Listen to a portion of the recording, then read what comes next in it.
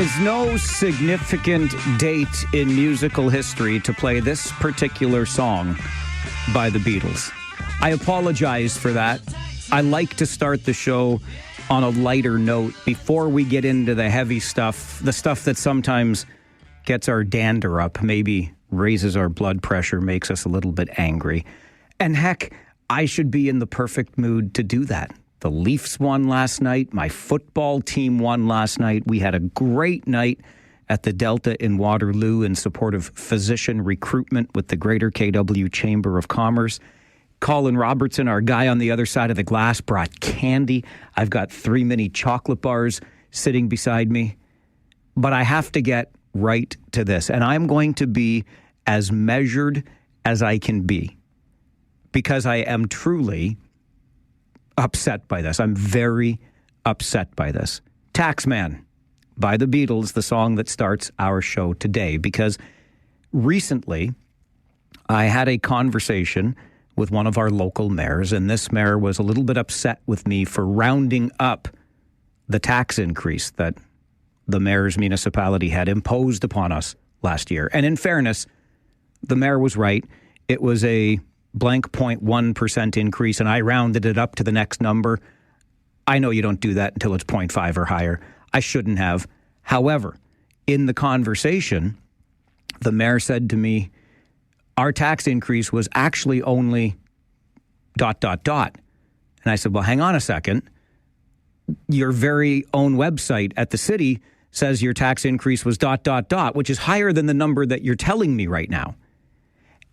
And so it stuck in my mind because if the mayor is out there touting one number for a tax increase, but the city's website says something different, clearly there are different stories being told to people in the community. And so I take you to last evening when I, like you may have, received the email update from the city of Cambridge talking about budget deliberations and the strong mayor's powers that were invoked by Cambridge Mayor Jan Liggett to bring in a tax increase at 1.26%. That is wonderful. Who wouldn't be happy with a 1.26% tax increase? But if it sounds too good to be true, and I thought 1.26, how in HE double hockey sticks in this climate did you get to 1.26? And here's the rub. What the city went and did is change the way it's going to collect stormwater rates from you, which I suppose is fine. However, if you look at the city's own budget documents, all you have to do, and it puts the effort on you, good citizen of Cambridge, which I think is the point of the city telling you by way of news release that the tax increase is 1.26%.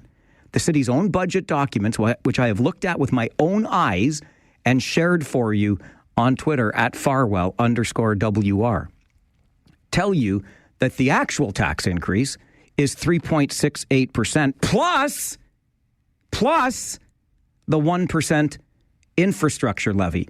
Last time I checked, you have to pay it. So the actual tax increase is 4.68%, right from the city's own budget documents. So why is the city putting out a news release to tell you, the good citizen of Cambridge, that the tax increase is 1.26%, when in actuality, from the city's own budget documents, it tells you that the increase is 4.68%.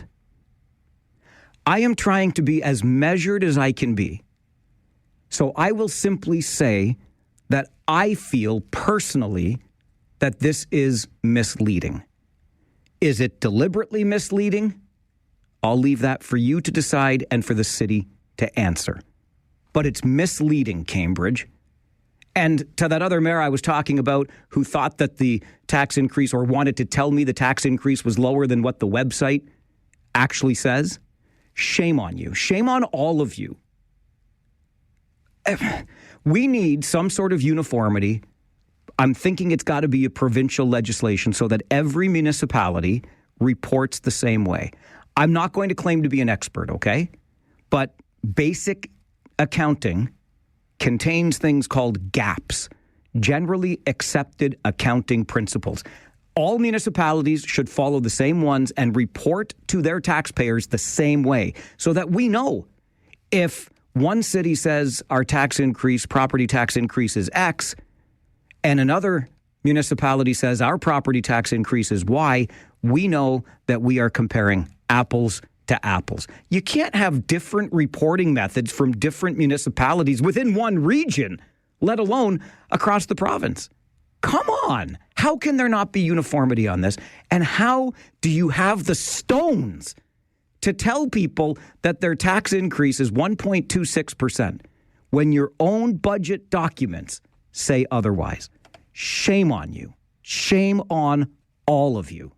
1, 2, 3, 4, 5, 6, 7, 8. All right, let's get to your Farwell Show 5 for this Tuesday morning. The Winnipeg Jets have lost their first game of this NHL season after an 8-0 start. And what team beat them? The Toronto Maple Leafs, led by former captain John Tavares. In over the line, grabbed off by Canada, who circles the goal, trying to get it out. And he got it ahead, and the Leafs with an empty net. Backhanded, scores! John Tavares with a backhand to the empty net. And the Maple Leafs are going to win this one, and John Tavares scores the hat trick. More hockey tonight, this time, though, in Kitchener. The Rangers are home to the Sarnia Sting, pregame at 6:30, right here on 570 News Radio. Number 2, health workers opposed to the closure of safe injection sites in Ontario will hold a news conference this morning at Queen's Park. More than 600 health workers have signed a letter addressed to Premier Doug Ford and Health Minister Sylvia Jones, saying the closure of the sites will have devastating consequences. Number 3 on your Farwell Show 5 this morning. A second Ontario municipality has formally decided it's willing to become the site of a deep geological repository for Canada's nuclear waste. The municipality of South Bruce, located just south of Owen Sound, held a referendum putting the question to its residents, and the results showed 51% in favor of the project. Number 4, we will find out today if the Bloc Québécois will make good on its threat to talk to other parties about toppling the federal Liberal government. Today was the deadline for the Trudeau government to pass a private member's bill to increase seniors' benefits. The Bloc said the motion had to pass if the Liberals wanted to avoid an election before Christmas. And number 5, on your Farwell Show 5 this morning, the Los Angeles Dodgers are one win away from sweeping the New York Yankees out of the World Series. The Dodgers beat the Yankees last night 4-2 to take a 3-0 series lead. All right, we're going to take a break. When we come back, I honestly don't know which way the regional government is reporting its proposed tax increase, but as you know, they're working towards an 8% number.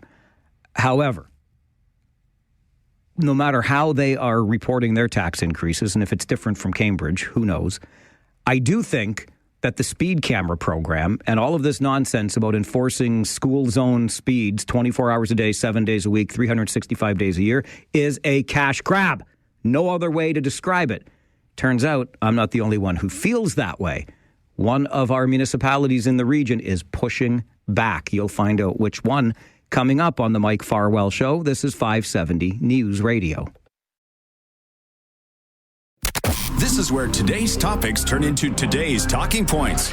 It's local and it's Democratic radio at its finest. This is the Mike Farwell Show on 570 News Radio. When I look at all this information, the issue is not in school zones, it's not in community safety zones, it's in intersections of busy roads. And so I think we need to fix that problem first before we start fixing problems that I don't believe are really there at this point in time. So if we're really, really concerned about pedestrian safety, and I know we are, and I know the city is, and I believe the region as well, we got a litany of issues that probably should take precedent before school zone become a potential cash grab for the region. The Mike Farwell Show continues on 570 News Radio. So you mean we'll use actual data? That's City of Kitchener Ward 3 Councillor Jason Deneau, who looked up some data, found out that most collisions in this region are happening at intersections. 3 of the top 10 intersections in the City of Kitchener that Councillor Deneau identified. But he said these collisions are not happening in school zones. If we want to increase safety, let's go to the places where safety is currently a concern based on, data. All of that part of a conversation that was started by a motion tabled at Kitchener Council last night by Councillor Bill Ioannidis. He represents Ward 7 in Kitchener, and he's with us on the show this morning. Bill, good morning. Good morning, Mike. How are you? I'm all right, thank you. How are you? I'm okay on this nice rainy morning.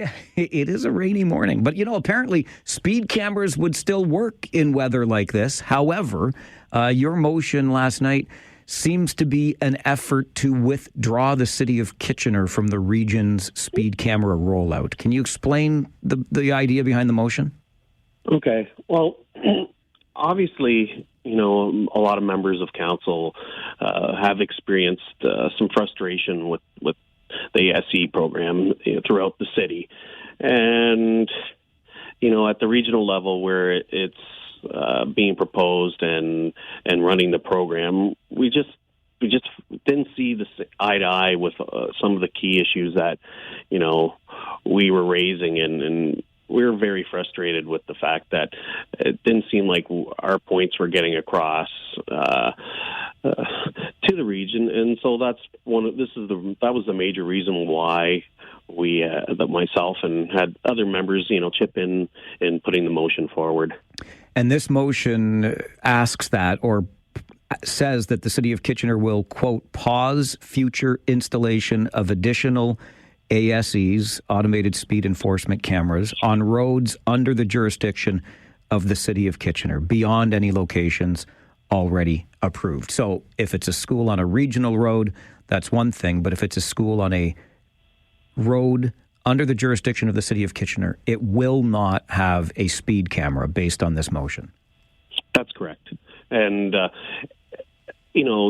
part of the motion, too, it's not to give up on the program. We're all committed to wanting to have some form of, enforcement, but just to have it, a little more balanced and a little bit more tailored to Kitchener needs.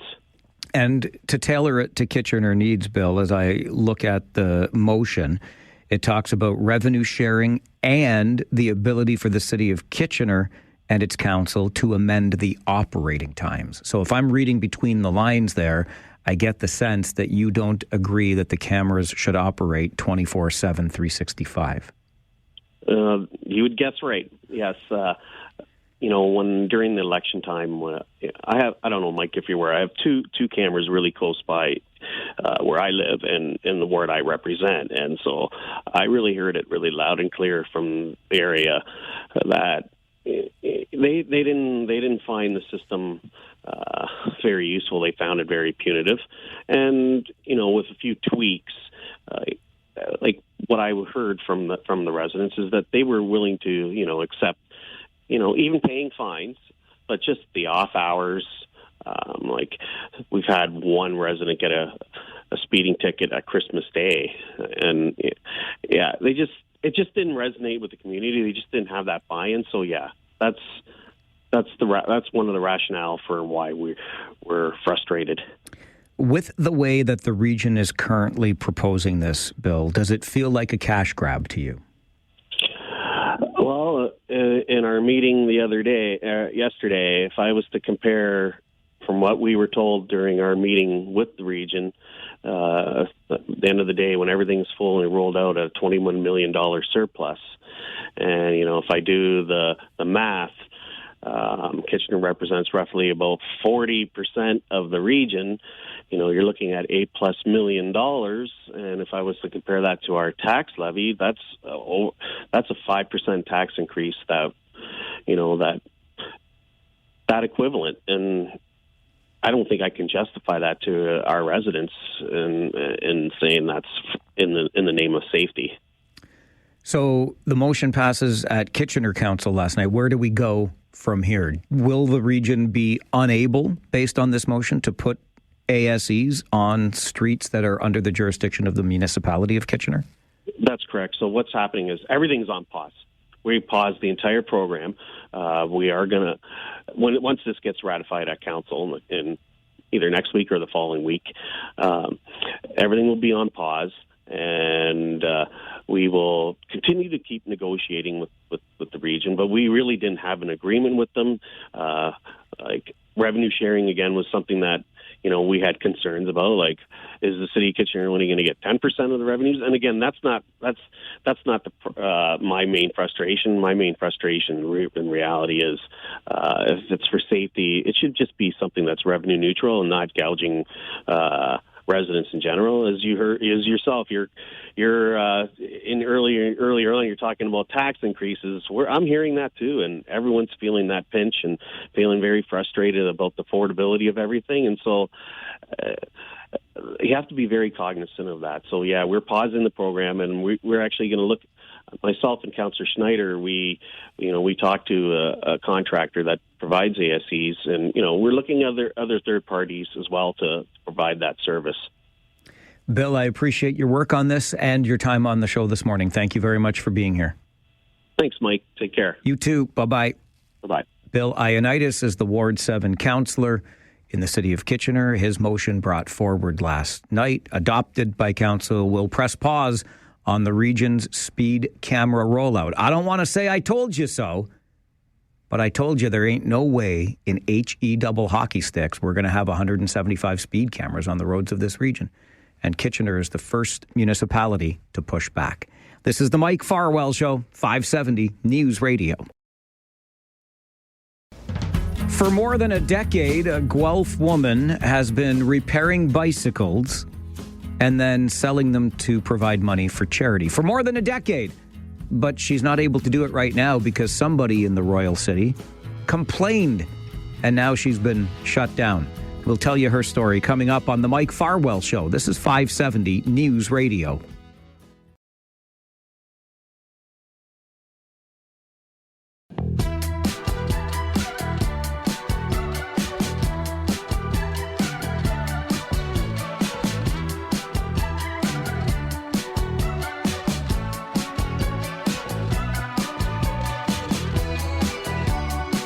For 14 years now, our next guest has been repairing bicycles in her garage, then selling them so that she can raise money for charity. But some way, somehow, somebody decided that this should not continue. They lodged a complaint, and now the city of Guelph has at least temporarily shut down the operation. Mary Rife is the bike repair person in question and joins our show this morning. Mary, good morning. Good morning. Can you take us back into the history of this 14 or so years ago? How did it all get started for you? Way back when, my mother had dementia and my father couldn't handle it, so they moved into my place. My father is very, very handy. He was bored to tears because there was nothing for him to do. And I said, Dad, just put a sign out at the road saying you'll fix bikes, because he loves fixing things. That started it. People would bring their bikes, and then one day somebody brought him a bike and said, well, you can fix it, but I don't want it back. And my dad said, well, what am I going to do with it? I said, just sell it, Dad. He goes, well, I don't need the money. And I said, give it to charity. Bingo. That's where it started. Isn't it funny how simple it seemed all those years ago, and here we are 14 years later? Oh, 14 years later, and what it has grown into is just immense, yes. Well, so how has it grown? What does it look like today? Well, when my father passed 6 years ago, my sister and I added up. He kept a little notebook of all the sales that he'd made, and as a 91-year-old, he had raised $18,000. As a 91-year-old. That's amazing. Yeah, we couldn't believe it. We're just shaking our heads going like, what?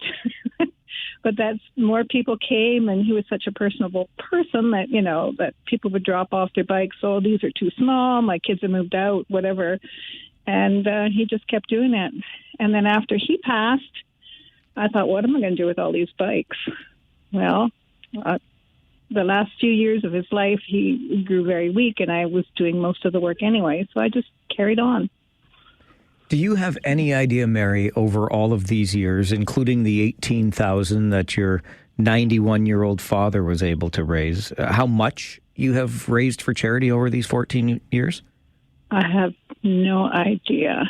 The last 4 years, we've raised over $100,000. And to which charities does the money go? My father used to split it. I am very particular. I like to give it to the Stephen Lewis Foundation, which is a Canadian charity. It's a grassroots charity that provides for people in Africa with HIV/AIDS. I've been to Africa myself and seen firsthand the devastation. And I came back a very changed person and wondered what I could do. Well, this is what I can do. Well, or perhaps what you could do, because very recently, what has happened to cause you to reevaluate what you're doing?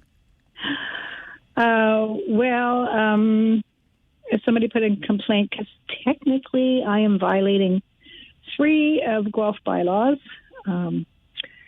If somebody complains, then a bylaw officer comes out and assesses the situation and says, well, you actually are violating 3 bylaws, so I'm going to send you a nasty letter. It's just a form letter, so don't take it too personally.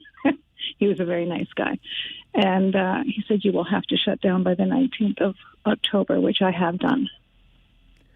And which bylaws were you in contravention of? Well, bylaw number 1 says you can't have a home occupation in your garage. You can have a home occupation in your home. You can be a hairdresser or a music teacher or run your business out of your home, but you can't do it out of your garage, which is kind of silly. But anyway, that is one of the bylaws.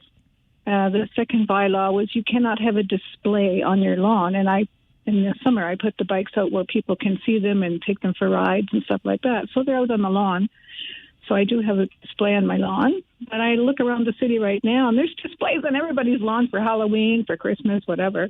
And my third one that I was breaking was I was actually putting a little sign out that said bikes for sale.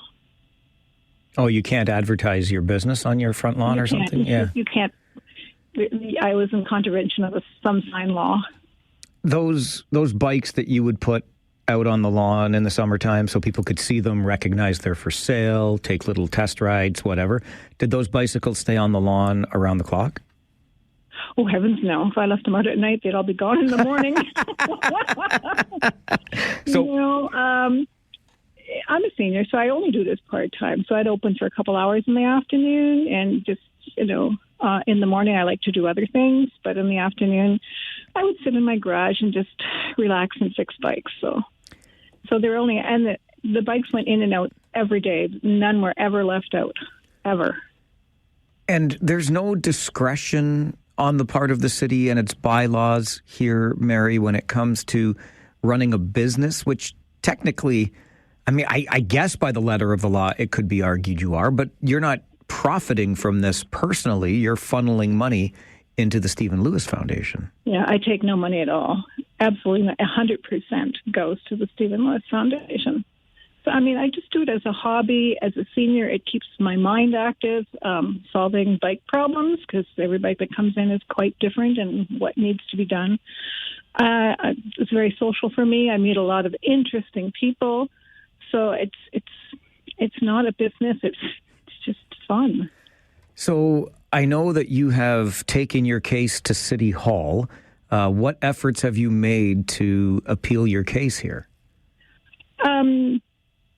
The bylaw person that came out had no issue with, he said there's no safety issue, there's no noise issue, there's no traffic issue.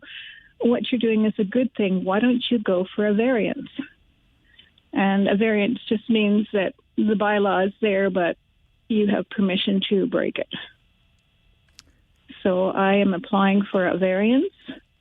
Just to apply, it costs $1,900 just to put the application in. Doesn't guarantee whether you'll get it or not.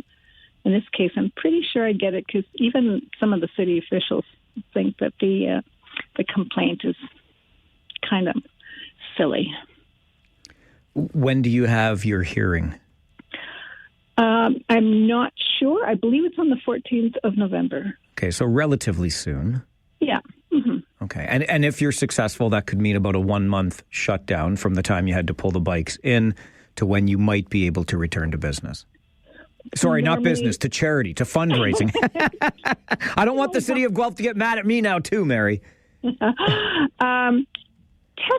I would close down the beginning of November anyway, because Sure. My garage is not heated, and I have arthritis in my hands. I am not going out in the garage and fixing bikes with cold tools in my hands. So Don't blame you. I usually shut down from November till March, and then start up again in April.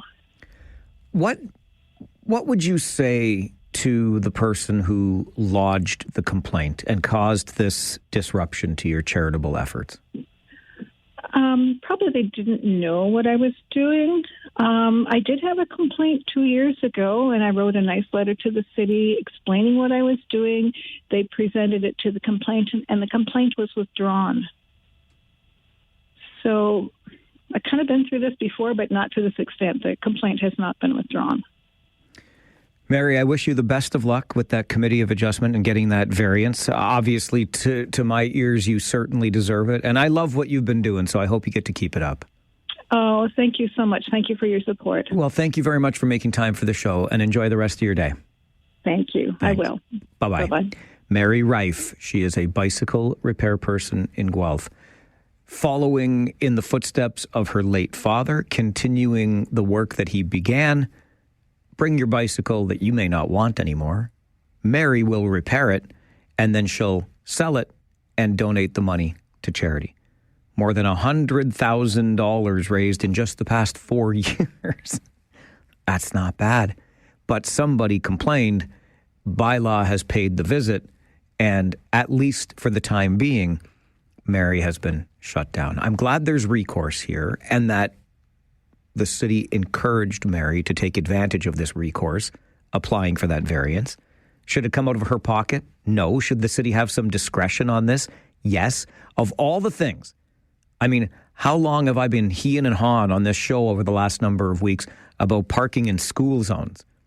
And I'm yet to see, I mean, I'm not there every day, so maybe bylaw has come by my particular neighborhood. But of all the things for bylaw to crack down on, of all the complaints we lodge and the action we would like to see taken, this is what Guelph bylaw decides needs to be remedied. I'm just over here SMHing, shaking my head, S-ing-M-H. I don't know how you feel about the story, but I'd love to hear from you. This is the Mike Farwell Show, 570 News Radio. Yeah, I take no money at all.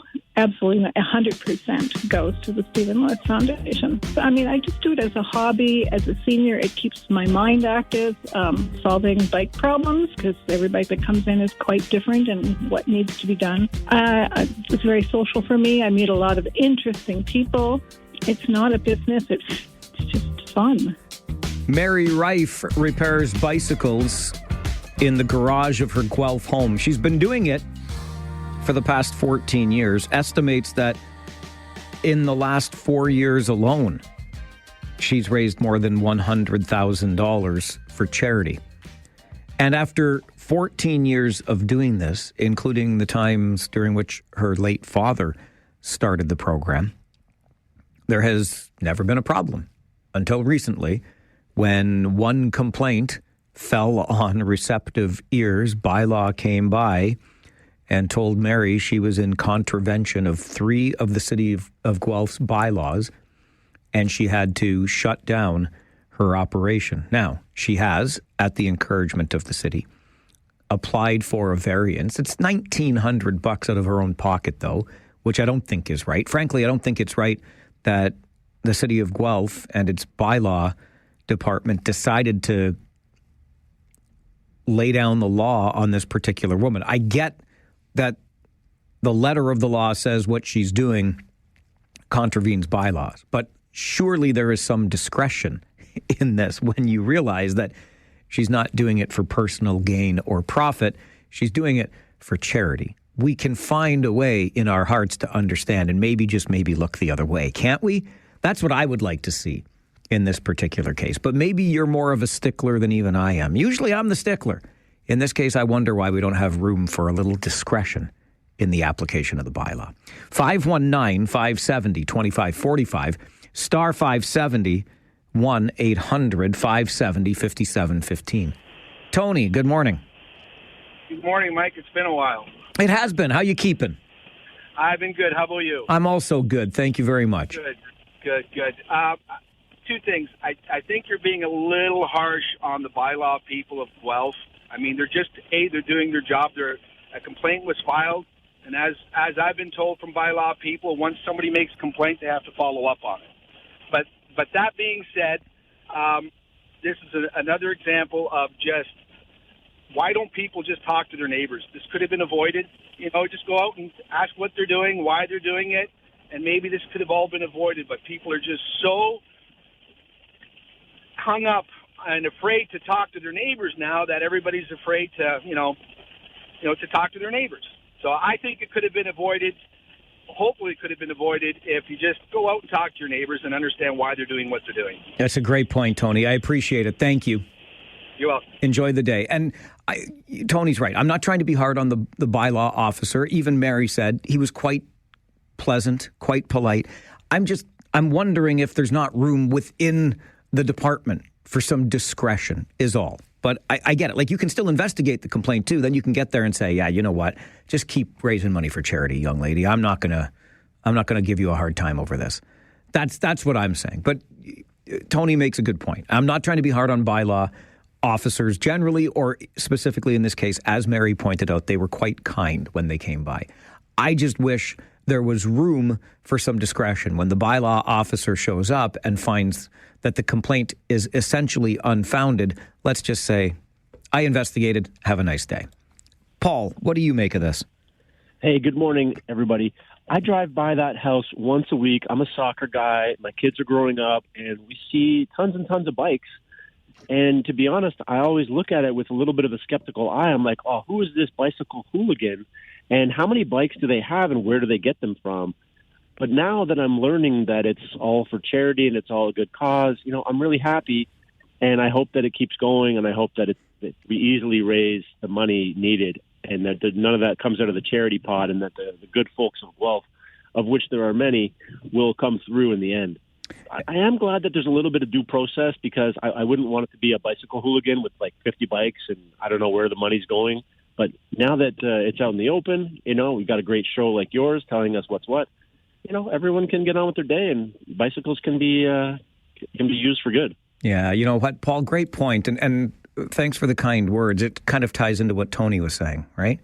If you actually have the conversation with your neighbor, or even if you're just driving by like Paul does and you want to know what's going on at this house, start there before you call bylaw on that individual. A conversation between two human beings in the wonderful city of Guelph could have eliminated this whole process. And to Paul's point, now that we've got the story out in the open, we can understand better that this is not a bicycle hooligan, in Paul's words. This is somebody that's doing a good deed for charity. This is the Mike Farwell Show. We talk to each other on this show. 570 News Radio.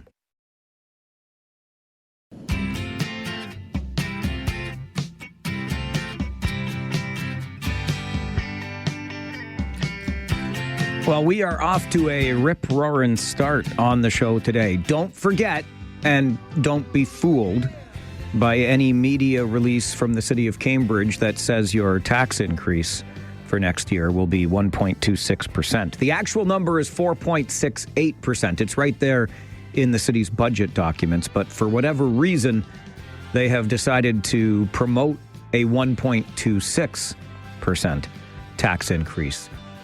City of Kitchener, like many residents, I think, of this region, feel as though the region's automated speed enforcement program is a cash grab.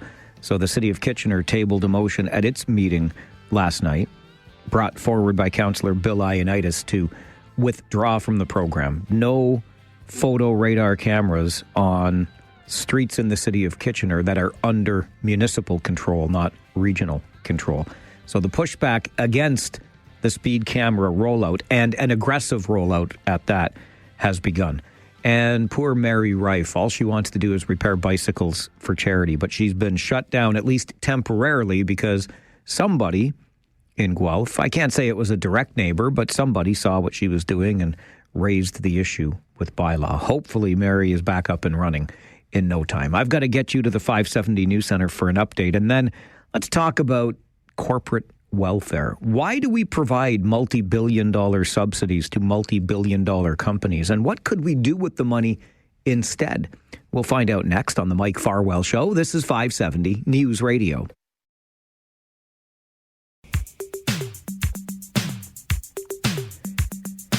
Government subsidies, also known as corporate welfare. If we consider, for example, the subsidies here in Ontario that have been provided companies in the electric vehicle industry, the total amount of subsidies, government money invested, if you will, and I'll use the term loosely, but nonetheless, the total amount of money invested by governments versus the amount of return they expect to see by way of jobs and economic stimulation is actually a net loss of between $4 and $5 billion. Now, some might say that you got to spend money to keep people employed. It's one of the functions that government has.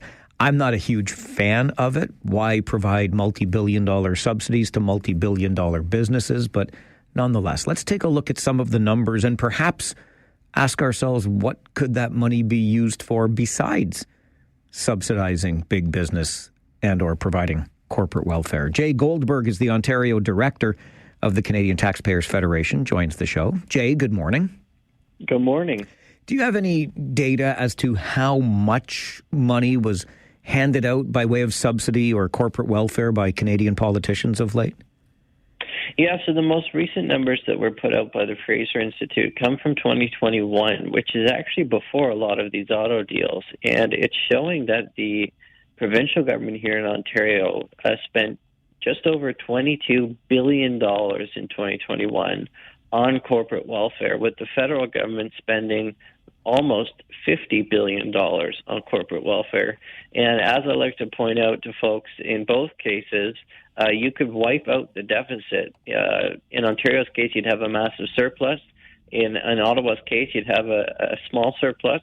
But in both cases, you could literally balance budgets at both levels if we simply were not giving billions of dollars to wealthy corporations. What's the argument for providing these subsidies? Well, I mean, the argument, particularly for the auto subsidies, has been that, the Biden administration has passed what's called the Inflation Reduction Act. So they're offering subsidies to these EV manufacturers and the battery manufacturers. And so if we don't match that, then they're going to go to the United States. What I argue is that if we have an environment where we're simply not competitive enough to attract investment, and we have to spend billions of dollars to get specific companies to come here, then we really need to have a fundamental look at our economic competitiveness, at our situation, at our taxation levels, things like that, to make sure that we can attract businesses to Ontario without giving cherry-picked handouts. And, of course, the problem with corporate welfare is that governments are picking specific, usually very large companies to give billions of dollars to, while at the same time there's no special deal for small or medium-sized businesses that perhaps the government hasn't heard of, but might have opened up here in Ontario and Canada if we had a more competitive environment. And so that's when I talk about things like, for example, getting rid of the small business tax, which they've done in Alberta. Ontario has the highest small business tax in Canada, lowering corporate taxes, finding a way to make sure that we're attracting businesses of all shapes and sizes that want to come here for a competitive environment, and not just for a one-time handout or a multi-year handout that, once it possibly ends, they could just pick up and leave. So would you argue, Jay, that's a hidden cost of these big billion-dollar handouts, because there are these businesses that would otherwise set up if the economic conditions or the climate was better? Yeah, it's always an opportunity cost, right? What could Ontario be doing with $22 billion? Well, you could absolutely eliminate the small business tax in Ontario for a small fraction of it, for about 25% of the cost of giving these handouts to the wealthy corporations like Stellantis, like the Ford Motor Company, like Honda. You could just get rid of small business taxes, and that would do a lot to attract small and medium-sized businesses to Ontario.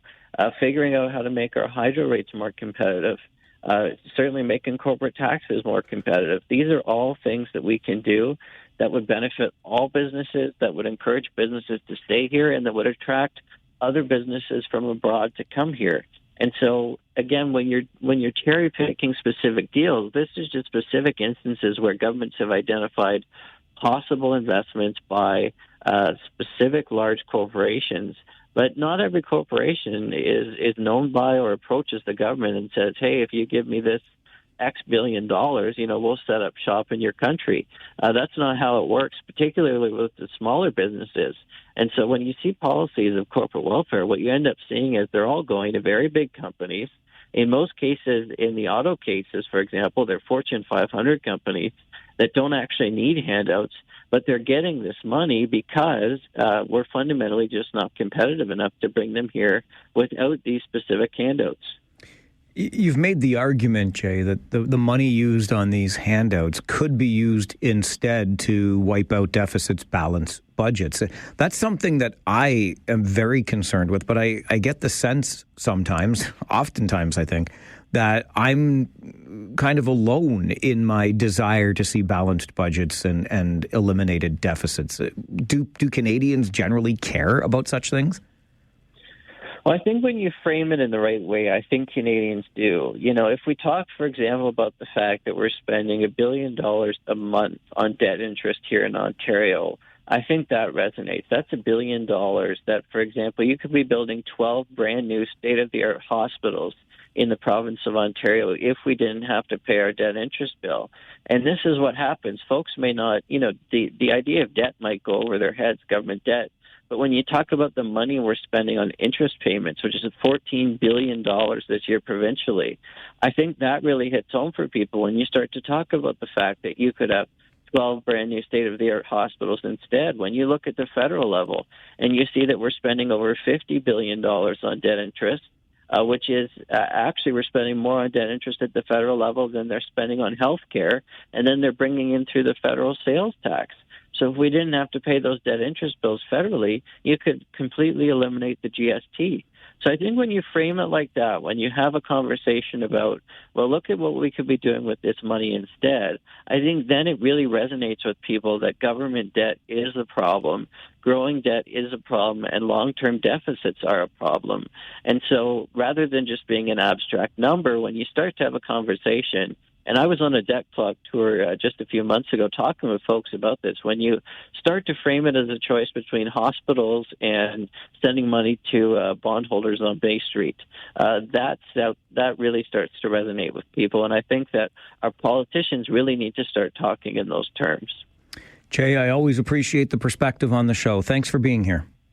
Thank you. Jay Goldberg is the Ontario director of the Canadian Taxpayers Federation. He says corporate welfare is fueling government debt. And in fact, we could wipe out those debts and balance those budgets if only we would change our approach to taxpayer-funded handouts for big business.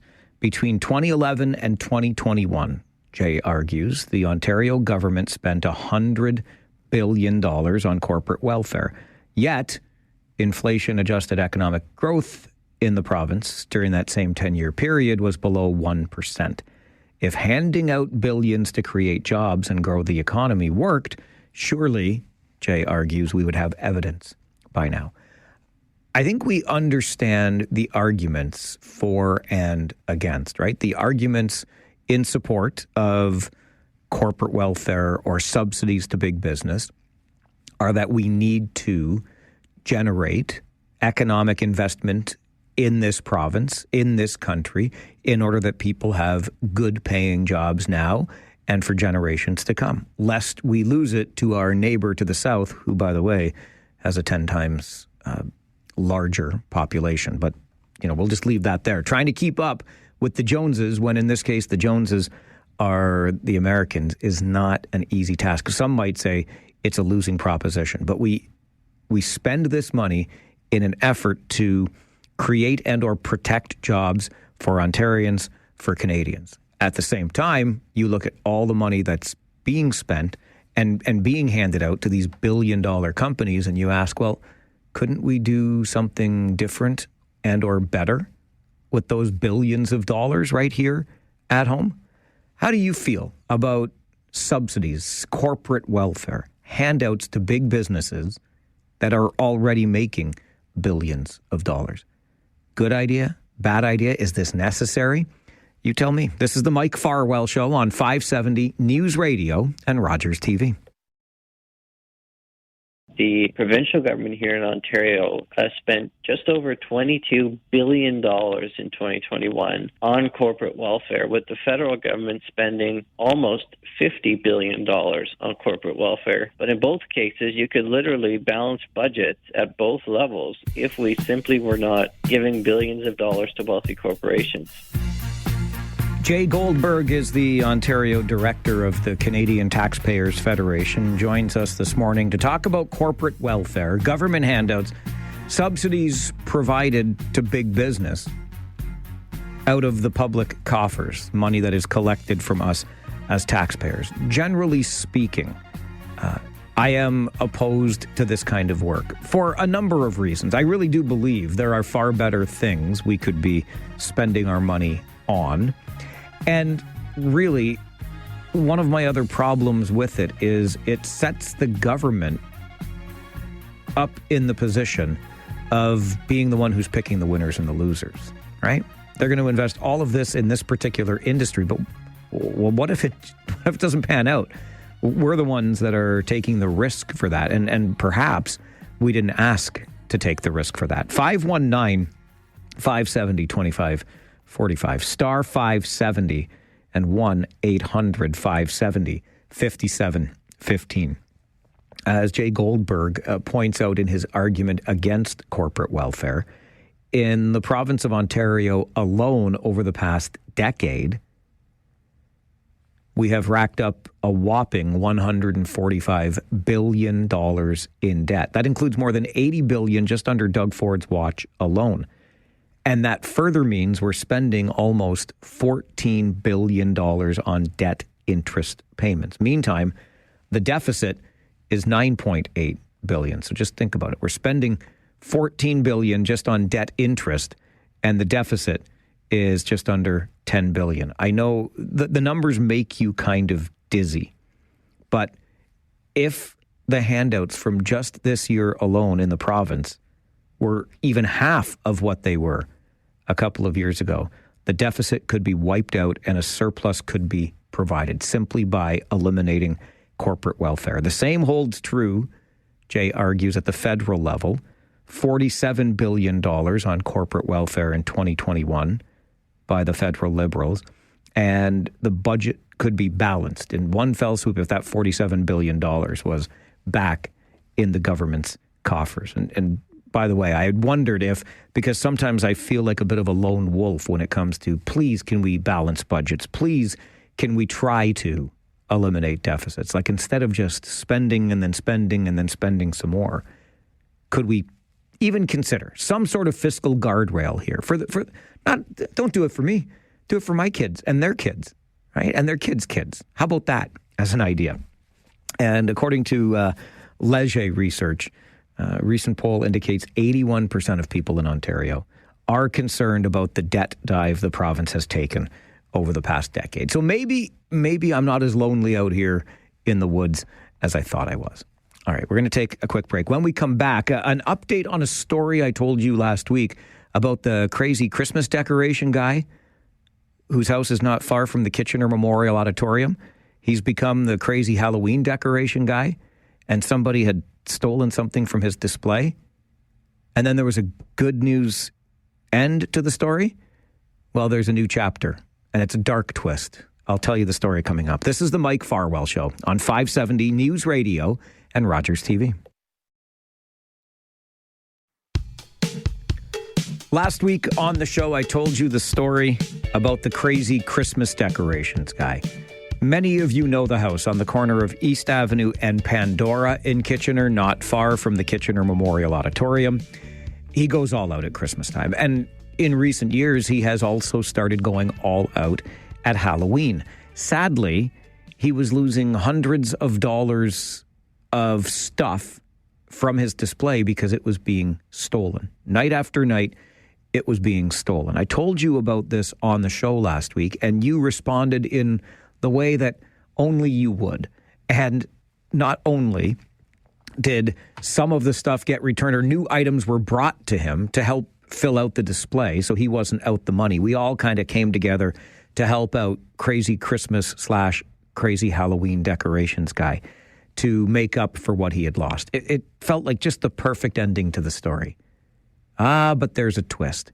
The case of the stolen Halloween decorations continues. I feel like I'm in a Hardy Boys book. I'll take this directly from Crazy Halloween Decorations Guy post on his neighborhood Facebook page. Me again, guy on the corner of East Avenue and Pandora with the stolen Halloween decorations. Well, he did it again last night. I now have a camera system, and I placed an AirTag in an exceptionally nice gravestone.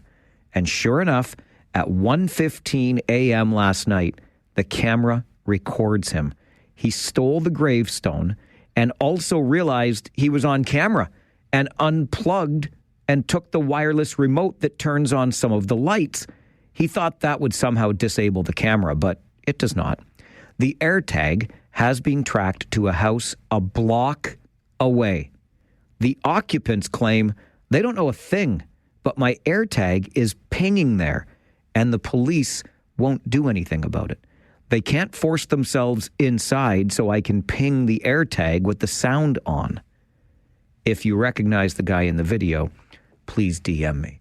So let's get this straight.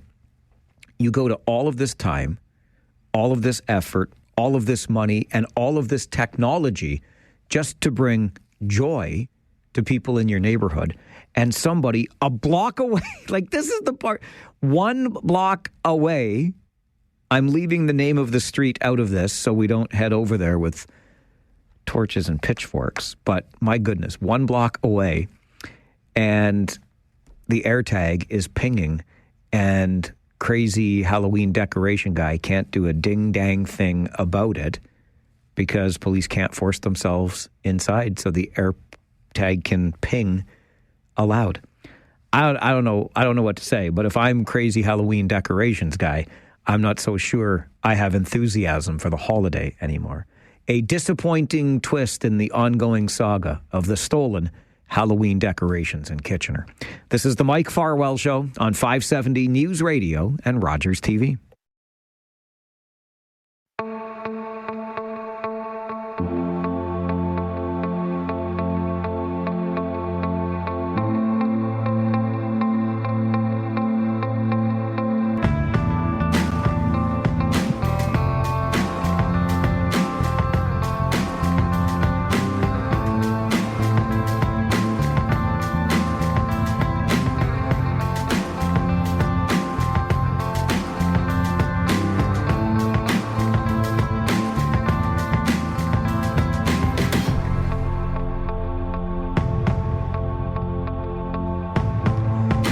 Well, this one is an absolute thrill for me. Not only is my next guest a good friend, I want to be careful about saying old friend. We've known each other for a long time, but I'm the old one in this friendly relationship. But I can't believe we are marking 20 years of Dana Short Gourmet in Waterloo. Blows my mind. Dana Short, the one and only, in studio with me this morning. Good morning. Good morning, Mike. Thank you for that warm welcome. I know, 20 years. It's hard for me to believe. I can't even imagine. And thank you for bringing candy cane shortbread cookies with you this morning. Bring a treat. I do love a cookie. I certainly do. Never met one I didn't like. And if it's candy cane shortbread cookies, Dana, it must be that time of year. Oh, it is. We are full on Christmas. The day after Thanksgiving, we start putting it out. It is completely full Christmas products, decor. We have you covered. If you need, shortbread or a gift basket, prepared meals, we are there to serve you. I love it. Okay, I want to talk about the milestone that you have reached with 20 years and what's planned around the 20th anniversary. But before we get there, let's just strip it right down, Dana. Mm-hmm. Let's go back to the very beginning of this and how it all started for you, because I'm not sure you necessarily intended for this to be your journey. Yeah, so I went to University of Guelph for hotel and food administration. Most of my colleagues in that program went on to work in hotels, but I knew that wasn't quite what I wanted to do. Long story short, went to George Brown to chef school, and my intention was to be a private chef. So to work for one or two families, I ended up people asking me to go to their home, busy professionals, to do what I called a 10 entree service. So it was a personal chef. So I would go into people's homes and cook all day and then leave them with meals in their fridge and freezer for 2 weeks. That led to customers asking me if I would cater their husband's 40th, cater a bridal shower. I really didn't intend on catering, but having no money and living with my parents, I said, yes, I could do that. Cooking classes? Sure. Picnics? Sure. Catering. So that led to me then saying, you know what, I need to open a store. Because at that point, when you're working for someone in their home, you're allowed to do that. You don't need to have a public kitchen to rent. But when you're catering, you have to be in a government inspected facility. So that led to then me renting, oh my gosh, Bright Up Kitchen on Margaret Ave, up and down the stairs and elevator with KitchenAid equipment and groceries. I mean, oh my gosh. And then I ended up leasing the space on Erb Street and realizing I should have a little storefront. So when people were asking me to cater, they also then said, you know what, I don't need it fully catered this time. Can you just make me a great soup and a great dessert for this party? And that led to, well, I really should have a storefront where people can pick these things up as well, which then led to the bigger store. And we don't cater anymore, actually. It's been 15 years since we've catered, but we actually still win in the Reader's Choice and the Record. We still win the catering award, I think, because people are coming in, picking up hors d'oeuvres, picking up entrees, and in their mind, if they're not making any of the food for a celebration, it's kind of in their mind catered. But we can refer. If people need bartenders and servers, we have a list of people on our website that we refer in the area who they need that kind of, that high-level catering. But if people are having, a party and they want some help, we've got over 300 SKUs of food products that we make. So one of the reasons I believe, Dana, that people still look at you as perhaps a caterer, you win that award with the Reader's Choice and the Waterloo Region Record, but it's because you are meticulous insofar as if it's a recipe that's going in Dana Short Gourmet's store, you have personally had the hand in it to ensure that it passes the quality assurance test. Yes, that's so true. Everything from the jam on our shelves to other cookies made by their providers or pizzas from outside suppliers. We have our own kitchen, but we also bring in great quality foods from the same philosophy as us, from scratch, no chemicals, no preservatives. But everything in that store I've tried.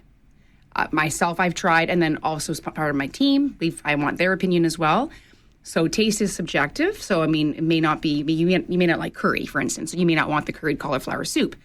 But it's been tried. I test it to make sure it be something that I think is delicious. I think there's value there. So I look at everything from the consistency, the color, the taste, of course. But is there a good amount of meat in this product? Are people going to be disappointed? How's the pastry if it's a pot pie? So a lot of things don't make it into the store. Some suppliers, there's certain things that I really enjoy and we bring those products in, and there's certain companies where it's just maybe not a fit. So that is something where people should have, hopefully I think our customers do have, the assurance, and they feel good about knowing, okay, if it's in here, Dana and her team have tried it. You were well enough established by 2020 that you had something, I guess, a very solid foundation. And of course, I bring up 2020 because that was when the entire world changed. How did the pandemic change the way you do things at Dana Short? Great question. And I remember driving to work every morning. I listened to you, and there'd be the case counts. Sure. And, oh my gosh, hard to believe we're coming up 5 years on that. But we were one of those lucky businesses, fortunate. We really took off. People couldn't go to restaurants, and they weren't able to make every meal at home, especially if they had young kids, right? Homeschooling and all of those things. We were legally allowed to be open because we are considered essential, but I made the decision with each lockdown to close. For my staff, and especially that first lockdown, we all had no idea, right, what was going to happen, and we weren't selling milk and formula and things like that. So I made the decision to close, and my staff. Otherwise, I feel I would have lost some good people, which I didn't want to do. And we went all online. After a few months, I really did feel like most of us that this was not going to be. Remember, it was supposed to be a 2-month type of thing. So we completely redid the website. I had 3 people doing that. That was a 2.5 month project, where we took photographs of every dish. They're called beauty shots. So not just how the product looks frozen, but how it looks after it's been in the oven. So we just did a full, complete site overhaul, and we then closed again with each lockdown, but with each lockdown, we changed in the sense that people could come to the door then and just say, oh, I just need a lasagna. We would grab things quickly, or we'd have these huge orders of $1,000 or $2,000 where we would need a day to put them together. But we just tried to adapt with what our customers wanted. We had older customers that did not want to go online. They weren't comfortable. So we would, of course, allow for phone orders if they would call us, and we'd take their credit card over the phone. And I had an amazing team of people who just worked so hard. And we also changed some of our product lineups. Like I developed a line of gift baskets called Pandemic Pick-Me-Ups. And we sold, and I love that creative work, and we sold so many. So I remember the names like Brighter Days Ahead and Sunnier Days to Come. And because people were, sending something maybe to their mom who's on her own in a small apartment and can't leave the house, or any number of things. A lot of people were, having a lot of mental health issues. So it was also a line of funfetti products, cake and cookies. I know it sounds like a little silly maybe, but bright and colorful. And those were just flying off the shelves because people just, maybe having that with a movie night with their family. And just, we were all looking for any little thing that could lift our spirits. I love it. 20 years in, still adapting to what life throws at you. So let's find out how we mark 20 years of Dana Short Gourmet. Dana, the Dana Short, in studio with me this morning. So stay with us on the... You are the Dana Short. This is the Mike Farwell Show. The Mike Farwell Show. 570 News Radio and Rogers TV.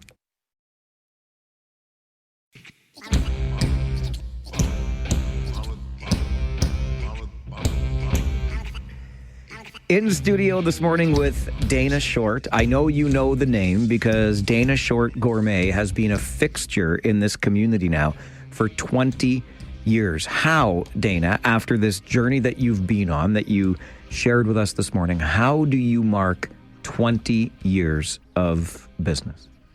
How are we going to celebrate? Yeah. Well, that's a great question as well. We are having an all-day anniversary celebration next Thursday, the 7th of November, 10 a.m. to 7, so the full time are open.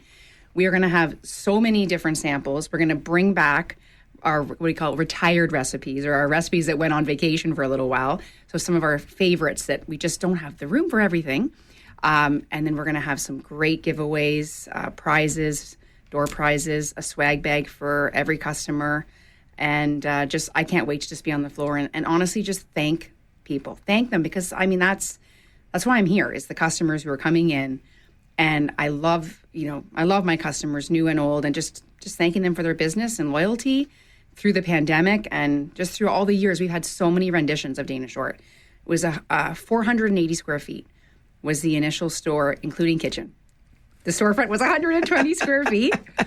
And it's so funny when I think back. I was the receptionist, right? Answering the phone. I was the caterer. I was the cook. I was the sales associate. I was, everything, right? So did it all. And then through the years, people just being really excited by seeing when I bought Blessings. That was a gift and chocolate store in 2008, right next door. And that's when we expanded, started selling those products as well. Did a big rebrand and renovation in 2015. Had a temporary store in the same plaza. Oh my gosh. I remember that temporary store. Absolutely, I do. Oh, I think I tried to block it out. But every item had to be taken out of the store for this renovation, brought down to the temporary store. That was, I remember, Labor Day, because it was just on our Instagram, showing my little kids at the time. And we were back by Thanksgiving. And all of the contractors said, this is unheard of. Like we begged them to go as fast as they could. We served them anything they want. Eggs Benedict for breakfast. I remember it was I think we did rack of lamb one day for lunch. Anything. I said to the kitchen team, anything they want. They'd have turns taking orders. And then they'd be researching. One of my cooks said, I don't know how to make Eggs Benedict. I'm like, that's what YouTube is for, right? But yeah, so just all of these different stages of growth, and it's just so cool. It's I don't really look back a lot, to be honest. I'm more one to look forward. But with something like the 20 years, and then with these Instagram posts that my team is working on and stories and photos, it does make you kind of pause and think, you know what? It has really been a journey, and there's been so many people that I need to thank for their support. You can't do that alone, right? And all my amazing employees that I've had over the years. It's a remarkable journey. So next Thursday, it's an all-day celebration. Yes. 20 years of Dana Short Gourmet. That's on Herb. It's Pepler that comes down there, right? Yes, it is. Yeah, the corner. So kind of that, it's not really an intersection, but everybody knows where you are in the plaza on Herb Street, It'll right be by all weekend William. too, Mike, I should mention. We're going to Right have through this the weekend? we're going to have Yep. a Thursday, Okay. but we're going to have samples all throughout the weekend. We've got so many things planned, and we'll have some giveaways. And so if people can't make it on the Thursday, please come see us on the Wednesday, on the Friday, on the Saturday. We're going to do more than just the one day, but that's the main day. I love the story of the female-led entrepreneur success that you are. Would you offer any advice to other entrepreneurs, male or female? Yeah, I've got a lot of things, I think, over the years. I've been asked this before. So one thing in terms of, it could, it could definitely be man or woman, but in terms of people talking about, balance, harmony, like that whole kind of work-life balance, I like to think of it more as harmony, because sometimes your business is going to get more of your attention, or your career. Sometimes your family will, right? It depends. So I think it should be measured over a month or a year or even a lifetime in some cases, as opposed to, not every day. I don't have balance every day in terms of, you know what I mean? Sometimes it's going to be my child's not well, or I'm leaving early to go to one of their sporting events, or whatever it may be, where that's going to get more of my attention. Whereas other days leading up to the anniversary or Christmas period, it's a very, very busy time of year. So that would be one thing. In our logo, there's a bay leaf. And the reason for that is the bay leaf is the Laurus Nobilis, and it's kind of the meaning of never rest on your laurels. So that's something we want to incorporate to make sure that it was a reminder to me and my team to always strive to be better, to really do our absolute best in everything that we do. So that would be another thing I would say, is just it's something that has to always be turned on to make sure you're always doing the best that you can. And I'm trying to think of, there's I could be here all day telling you tips, but I think that, and, building a great team, that's obviously really key, because you can't do it alone. Sure. You mentioned a moment ago, as opposed to looking back, you're always looking forward. 20 years is reason to pause and reflect and think on this journey. And I know people tend to go in, 5-year strategic plans, but like when you look forward, what do you see now? Well, I see growth. To be honest, I've taken on 2 active investors into the business just this fall. I'm staying on. All of that is staying the same. I'm just going to be moving into more of a creative and kind of strategy and growth role, which is really exciting for me.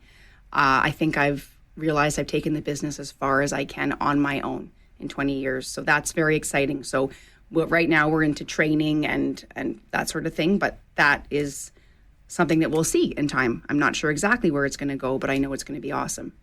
One of those investors is going to need a lot of training, Dana. I'm just going to point that out.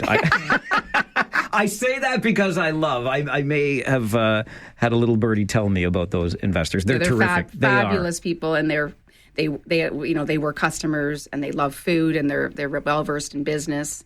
And it's just been a real joy, and it's been so exciting for this to happen. My staff, the staff, love them, and they're great. Awesome. I love to hear it. Congratulations. Like, it really is. I hope you take a moment to really feel what you've built over 20 years. It is a well-known, highly regarded institution in town, and you deserve all the credit for lifting that up and getting it to this point. Congratulations. Thank you, Mike. I really appreciate that. Thank you so much. Thank you. And I'm not just saying that because you brought cookies either. I promise. Celebrate starting next Thursday and then right through the weekend with Dana Short Gourmet. 20 years in business, and I know there are at least 20 more years to come. Thank you again for being here. Thank you, Mike. Dana Short in studio with us on the Mike Farwell Show, 570 News Radio and Rogers TV. Let's quickly get to the phones before your 11 a.m. news update in the 570 News Center. Francis is with us. Hey, Francis, good morning. Yes, and how are you guys doing this morning? Just great, thank you. I have to say congrats to Dana. I go way back at the Bread-Up Center. I used to keep the elevator available to get her up and down with all her food and stuff. And I'll tell you, she sure could put on some good meals there. She sure could. And you're such a gentleman, Francis, making sure the elevator was waiting so Dana could use it. Good man. Oh, yeah. Well, you know, there was always streets after. I believe it. I believe it. Yeah. So, like I say, and we really enjoy her food still today, yes. I'm glad to hear that, and many of us have been for 20 years, and the next 20-year chapter is about to begin. Celebrating 20 years of Dana Short Gourmet, female-grown business right here, our very own entrepreneur in the region. Next Thursday, all day at the store on Herb Street. It will continue through the weekend as well. 20 years of Dana Short Gourmet. Pretty cool success story from one of our own local entrepreneurs. All right, let's get you to the 570 News Center for an update. And then truckers want safer highways. Yes, the truckers themselves. How can we achieve that? We'll talk about it coming up on the Mike Farwell Show. This is 570 News Radio.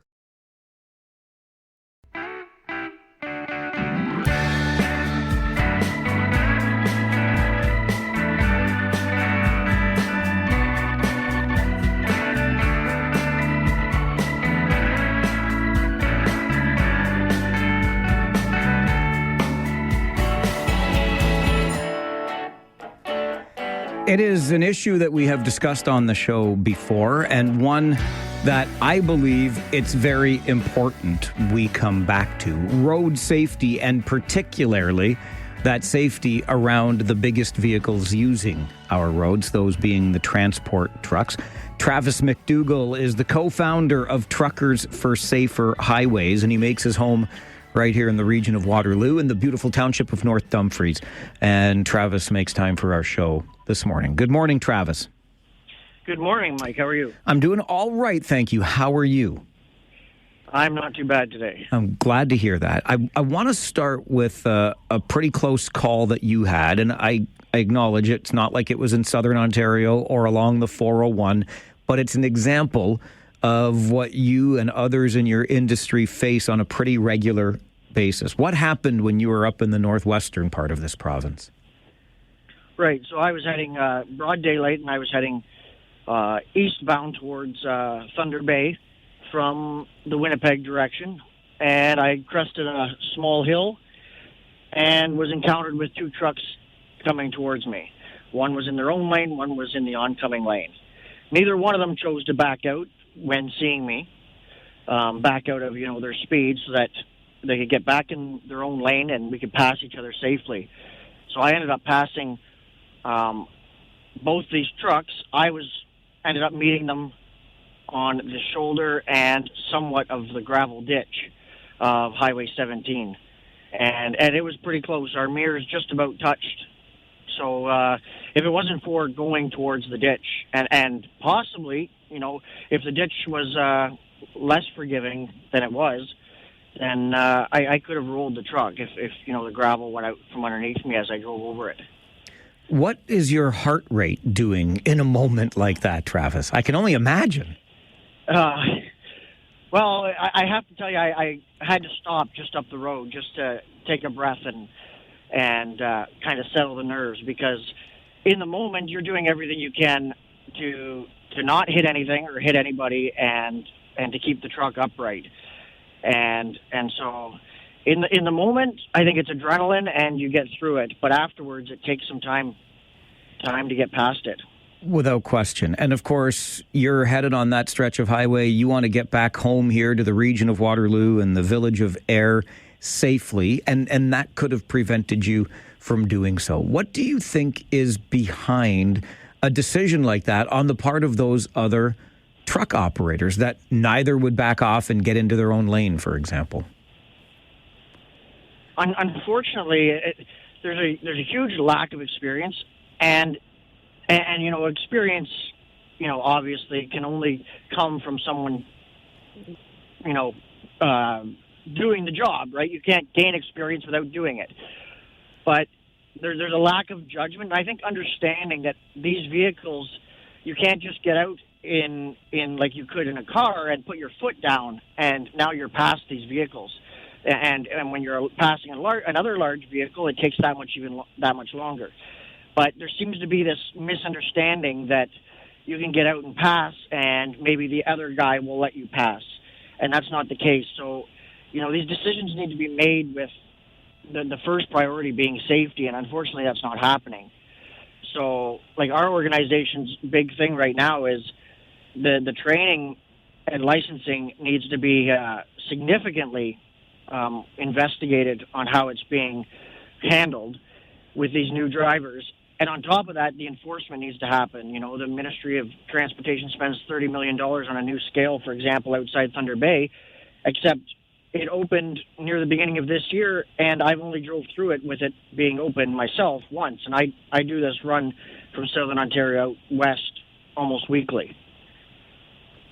You talk about licensing and training, Travis, and I know it wasn't too long ago, within the last year or so, there was an investigation conducted into commercial truck driver training and licensing, and it found that there are some pretty serious gaps in place right now. Right. I think you're referring to the marketplace report, which was just actually published or aired on television on, I think it was October 11th.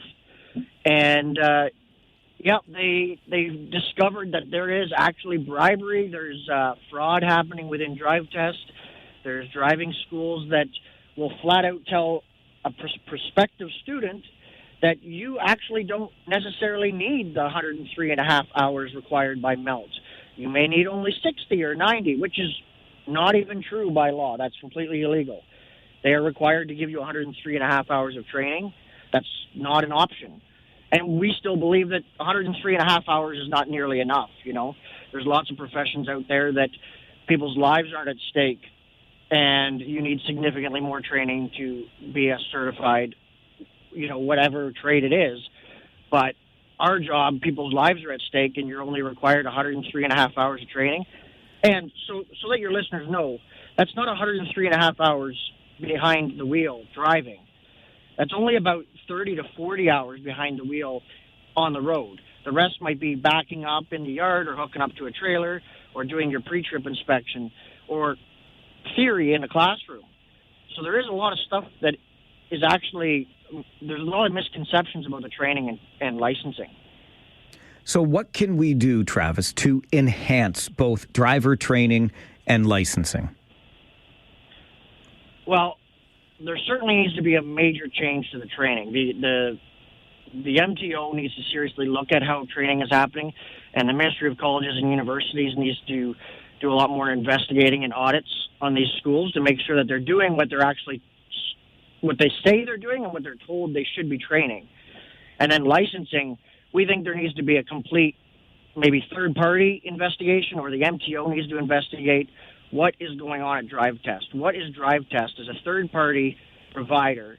What are they doing to provide our road tests to every new driver? Because as CBC showed, we're not getting what the province and taxpayers are paying for. Travis, I really appreciate you raising this issue and advocating the way that you have. Please stay safe, and thanks for joining the show. Thanks a lot, Mike. Have a good day. You too. Bye-bye. Bye. Travis McDougall is the co-founder of Truckers for Safer Highways. He's based right here in the region of Waterloo, in the village of Ayr, and he says enhanced driver training and licensing requirements along with increased enforcement are the first steps towards increasing safety on our roads. And as I reflect on that marketplace report that Travis just mentioned, which is only a couple weeks old now, I'm thinking back on another investigation I remember watching on the news. It was one of the news magazine programs, and it was around just the obtaining of your driver's license here in Ontario, and the driver schools that were really not doing a whole lot and passing people through anyway. I am fully with Travis. Look, he's got a vested interest given the amount of time he spends on the road and the kind of vehicle that he's driving. Totally get that. I think in general, these gaps need to be closed, and they need to be closed but quick, because the roads are busier than ever, and I feel as though the experience and or skill is less than ever. I mean, maybe that's just me. I don't know. Maybe you see it or feel it differently, but Would always love to hear from you about what you're seeing out there on the roads and what we might be able to do to make them safer.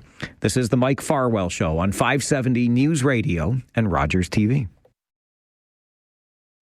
There certainly needs to be a major change to the training. The MTO needs to seriously look at how training is happening, and the Ministry of Colleges and Universities needs to do a lot more investigating and audits on these schools to make sure that they're doing what they say they're doing and what they're told they should be training. And then licensing, we think there needs to be a complete, maybe third-party investigation, or the MTO needs to investigate what is going on at drive tests. I have so many thoughts on this. Travis McDougall is the co-founder of Truckers for Safer Highways. He's based in Ayr, right here in the region of Waterloo. And he joins us to talk about his concerns and the near miss, or should I call it the near hit he had on Highway 17 up near Thunder Bay just about a week ago. But I'm going to take this even further than just the trucking industry, although I know many of our listeners are behind the wheels of big rigs, and you might just be passing through along the 401 corridor, or you regularly drive and you're not driving right now and you want to share thoughts with what it is you're seeing out there on the roads. I'm all ears at 519-570-2545, star 570, and 1-800-570-5715. I take these same ideas, though, that Travis talks about, from driver training through our drive test facilities, etc., to putting people onto the roads, licensing them to be on our roads today. And I think this applies across the board. My beloved and I were just talking about this when we were out for a walk the other night, and it could just be, anecdotal based on our own experiences, but I don't feel as though that's the case. I feel as though it's legitimate when we say the roads have become more dangerous than they ever were before. There are just too many people who seem to not understand how to navigate the roads because they've changed so much, how to properly make a turn into the proper lane. Like, how many wide right turns do you see? Right? I passed somebody on the expressway yesterday, and you know me, I'm a stickler. I'll put my cruise control on.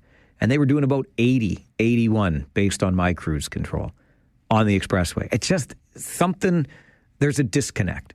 There's a disconnect out there generally, and I can't help but be concerned about the level of training that many people are getting before they are just handed that piece of paper and sent out there onto the roads to fend for themselves and put many of us, the rest of us, at risk. There's something missing there. And I think stricter enforcement on the schools that are doing the training and more rigorous testing before we put people on the road. I'm always reluctant to do the, well, back in my day kinds of stories.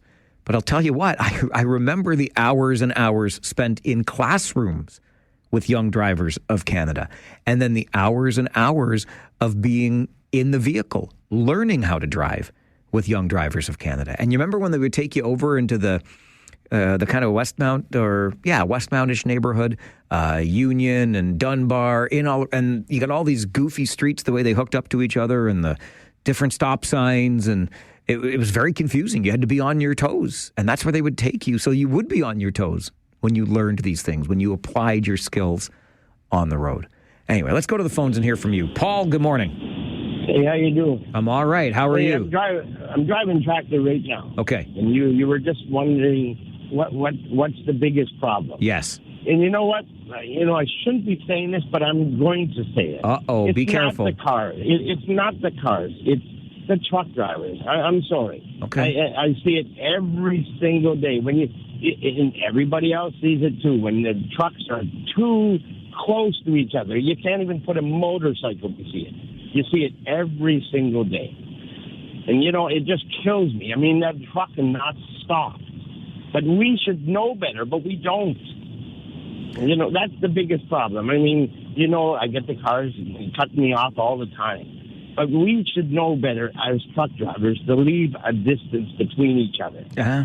That's what I see. All right, Paul. You know what? I hear you. I've seen that too. And you're absolutely right.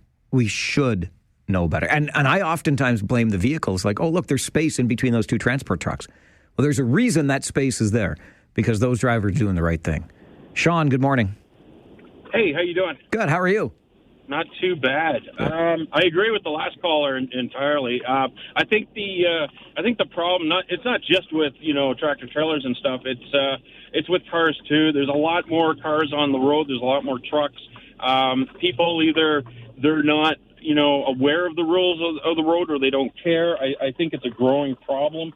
But I just wanted to inject one thing to the conversation, and that is I actually know a driver examiner, and there is an unwritten quota of sorts that exists where the driver examiner has to pass a certain amount of people. And if they don't pass, if they don't meet that threshold, if it falls below that threshold, the driver examiner actually gets in trouble. They get hauled in, and they have to do retraining, which they don't want to do.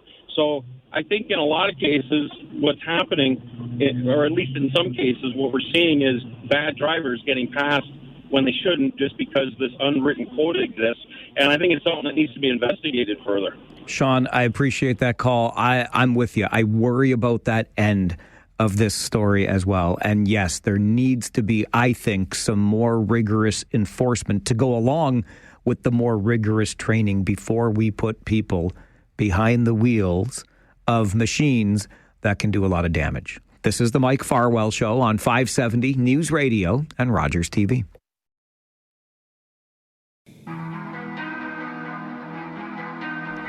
I love this email from Jim that comes into Mike at 570news.com, echoing the comments made earlier by Paul when he said, these vehicles, particularly the large ones, are following one another too closely. Jim's email reads, love the topic. Remember, 1 car length back for every 10 kilometers per hour. Chain reaction collisions are beyond common.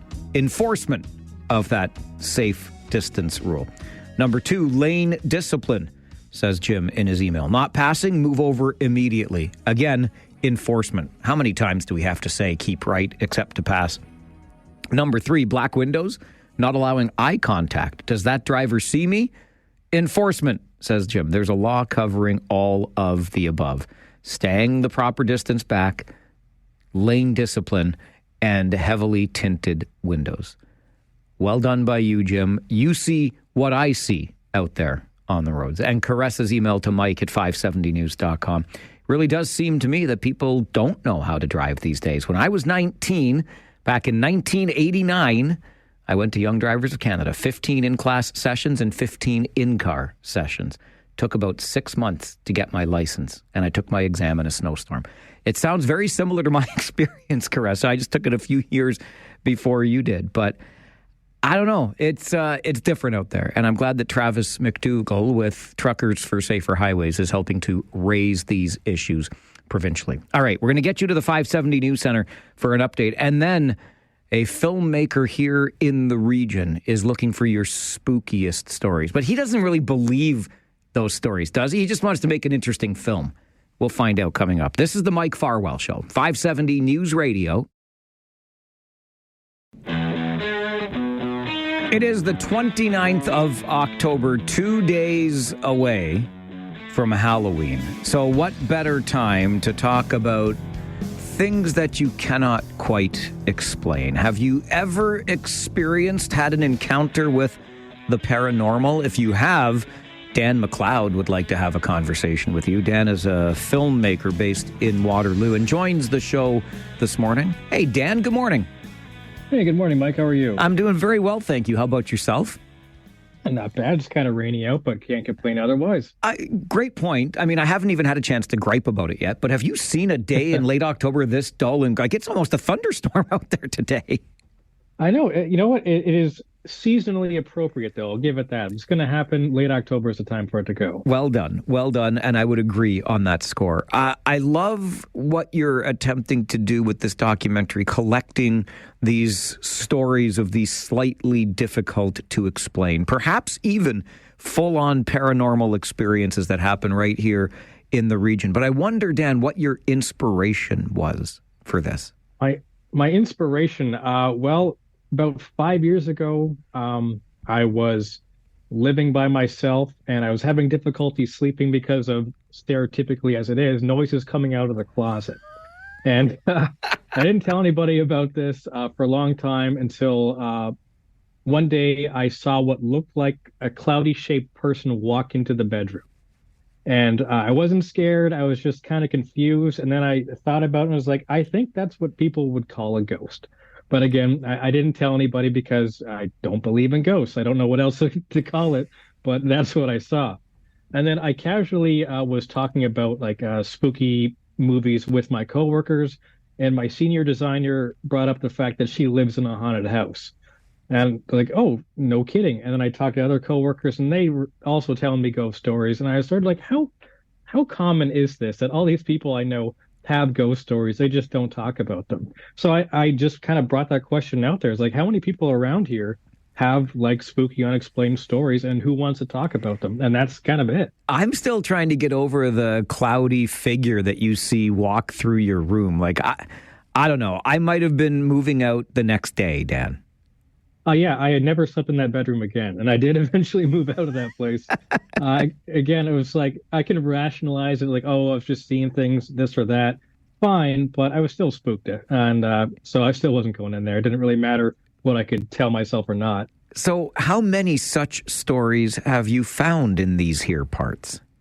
I've interviewed about 30 people so far in the last couple of months, and I'm going to keep going. So there's a lot of content and a lot of variety. I've got everything from like similar haunted bedroom stories to Sasquatch in the woods to UFO abductions, like the full gamut of bizarre encounters.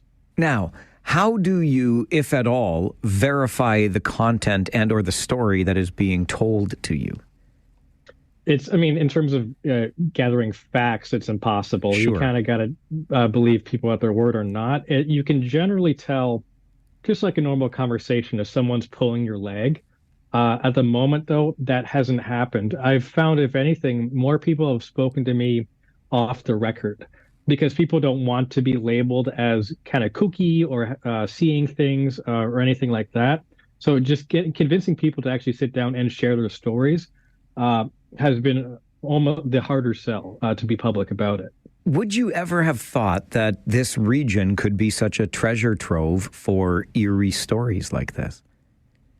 I mean, you can look at like a bit of the history with older buildings in any small town or big town, like especially when we go back to like the days of like Seagram's and all the Al Capone history and all that. So you could see, oh, maybe there's some spooky stuff there. But it's nothing I really grew up with thinking. You always think spooky things are something that happens somewhere else in famous buildings you hear of, like growing up. But in your own hometown, not really, no. So what do you intend on doing with the stories that you're collecting? These will be part of a documentary series. Eventually, they'll be on things like Tubi and Amazon. My own previous work, it's all been like narrative fiction, and that's where these things tend to go. But in terms of until that's ready, every week I'm releasing a clip of an interview on YouTube, just so people can kind of get a sense of the stories that are coming forward. Where can we find it? If you go on YouTube and you search for Shapes of Night, we're the only channel called that, so you'll see it there. We've got about 6 up right now, and yeah, new interview every week. So far, we've got a Sasquatch one, we've got a UFO one, and a few ghost stories. Okay, so it is the perfect season for ghost stories, Dan. Is there one that you can share with us, even the highlights of it, to give us an idea of the sorts of stories you're hearing? Sure. Well, actually, last night I was in the Arlington Hotel in Paris, Ontario, for a seminar on hunting ghosts. There were about 20 people out there with some professional paranormal investigators, and they had the entire 4th floor rented out. And I could only stay for a few hours, but the reason that this was happening at the Arlington is because last year they did an investigation and there was a case of what can only be described as demonic possession. Now, I didn't see anything demonic possession-wise, but the investigators were insistent on it, and they had a lot of witnesses, so that was pretty cool. Does any of the, like, I'm sorry, when you said demonic possession, I got a little bit of a shiver. I mean, does any of this freak you out at all? Or are you looking at this strictly through the lens, no pun intended, but of, creating the documentary? It's a lot easier to be brave when you have a camera in front of your face. Looking through that lens, I find life is just a lot easier in general. If I was alone in the hotel, without that, I think I'd be a lot more spooked. But when I'm there to work, for some reason, it's not as scary. Like, I went to a Fear Farm on the weekend, and that was a lot scarier, even though I know it was just pretend. Has any of this changed your mind, or perhaps your initial experience that you shared with us changed your mind as to the existence of spirits among us, or maybe even, intelligent life out there somewhere? The intelligent life one, I've always been a lot more interested in terms of credibility because it is something much more measurable. It's tough for paranormal things. I believe I saw something, but even experiencing what I experienced, I'm still on the skeptic side. But to me, that's not really what's important. What is important is that the people who have experienced these things do believe it, and I believe they saw something. And it is worth noting just because this is such a common occurrence. So the more people I talk to, the more my mind opens a little bit. So in a way, this is sort of exploratory for my own views on life. So an open-minded skeptic, then, you've become. I think that's a good way to put it. Yeah, I like that. You're soliciting stories, as I understand it, Dan. If somebody's got a ghost story or some sort of encounter with the unexplained, can they get in touch with you? They can. If you find us on YouTube and you leave a comment, we'll get back to you. So if you just search for Shapes of Night, you'll find us on YouTube. What other kinds of work had you been doing filmmaking-wise prior to embarking on this project? Feature film and short film are the main stuff I've done. So either producing or directing.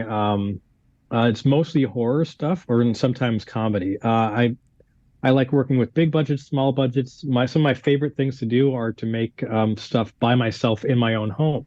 So that kind of came out of the pandemic where I was just kind of bored out of my mind and I didn't know what to do. But I did have a camera, so I could star in my own spooky little shorts. So I guess the spooky horror element has always been there even before this documentary thing came along. From bored out of your mind to scared out of your mind. What a life, Dan. What a life. Yeah. So, yeah. Really interesting stuff. I'm happy to hear of someone else who has had their mind opened. I don't think I've had ever an experience quite like yours, but over the years, I mean, the more I think about it, the more I allow room for surely to goodness. Those spirits, those shapes, those figures. And yes, that intelligent life somewhere out there. It's got to be there. I would hope so. If we're the only ones, then that's kind of a sad state for the universe. Couldn't agree more. I'm not sold yet on Bigfoot, but I will watch at Shapes of Night and see what I can learn about this. Dan, thanks very much for making time for the show today. I appreciate it. Thanks, Mike. Take care. You as well. Dan McLeod is a filmmaker based in Waterloo. Check out the YouTube channel Shapes of Night. This is the perfect time of year to do so. Find some spooky stories from right here in our own backyard. And if you leave a comment and you've got a story, Dan will get in touch and you can be perhaps part of this documentary that he's working on now. This is the Mike Farwell Show, 570 News Radio and Rogers TV.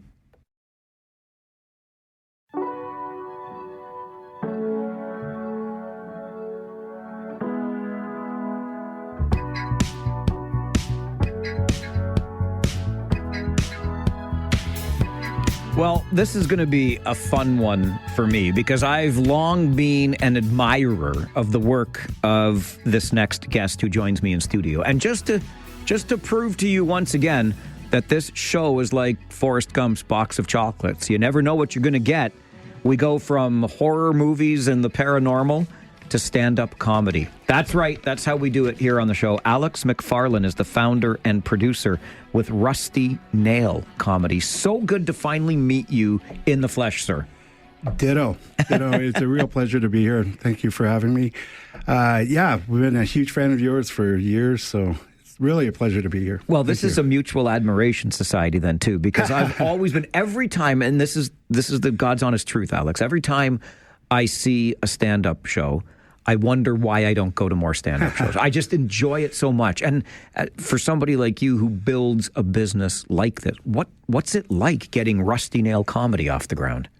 It's been a dream. Yeah. It really has. I wake up smiling a lot. It's been years, but recently, about 14 months, I quit to do this full time. I quit my job to do this full time. I almost said quit my real job. This is a real job. Fair. But yeah, it's been a dream, and that's part of it. Seeing people laugh is just, I love it. And just people enjoying themselves, and I'm a huge fan of comedy, obviously, so being any part of it has been great. And the Region of Waterloo has been amazing. The fans that we have here have been absolutely amazing. We have regulars that come to almost every show. One gentleman drives from Mount Forest every single Friday. He's missed 5 shows in 3 years. Incredible. Yeah. So it's just, when you find something you love to do and just passionate about it, and yeah, it's been amazing. Where did the comedy bug bite for you? I think it's always kind of been there. My parents are very funny. I grew up with a lot of humor. It really took off for me. So when I lived in Toronto, I was in the restaurant business. A lot of actors, comedians, musicians were servers, bartenders to make ends meet. And I met a comedian there, and we started talking. I started writing a few jokes for him, little things. I mean, again, an amateur comedian, kind of an open mic guy young guy that was trying to make his way. And I mean, he did his own things. I just, had a couple of things on my own, but I was always afraid to actually jump on stage to do it. Moved back to Kitchener. A friend of mine loved doing DJ, like music, and he went in a competition. And I'm like, you know what? I'm going to give this a shot too. So about a month later, I entered a stand-up competition at the London Yuck Yucks and kind of went from there. Come on. So after all that time, you finally got on stage, and here we are. Yeah. And then, once I got on stage, I realized I love the attention. Okay. No, I do want to keep doing this. And it just took off from there. And then I think around 2017, 18, there was this, driving to being in Canada as an entertainer is really tough, right? The biggest cities are not just hours away, days away. It's, Vancouver, Toronto, Montreal. So when I moved back to Kitchener, going to Hamilton and Toronto and Windsor and all these other places, it got a little daunting. I had a life here as well, and there was not a lot going on in Kitchener, so I just started doing some of my own shows. First, it was kind of a selfish thing, so I could put myself on the show. And then I just met so many great people as a stand-up comedian that, they were encouraged to come here. And this is God honest truth. Comedians love performing in Kitchener-Waterloo. We have the best comedy fans. They're very appreciative. They laugh out loud. Not a lot of heckling. So we're polite around here for the most part. For the most part, yes. All right. Speaking of those comedians who love to perform here, let's talk about what's happening next Wednesday night, because this is one of the other things I love about you and the work that you do, Alex. There is a sense of community attached to it. And next Wednesday night is going to be Stand Up for Parents for Community Living, which is a stand-up comedy show as a fundraiser for PCL, or Parents for Community Living. What's happening next Wednesday?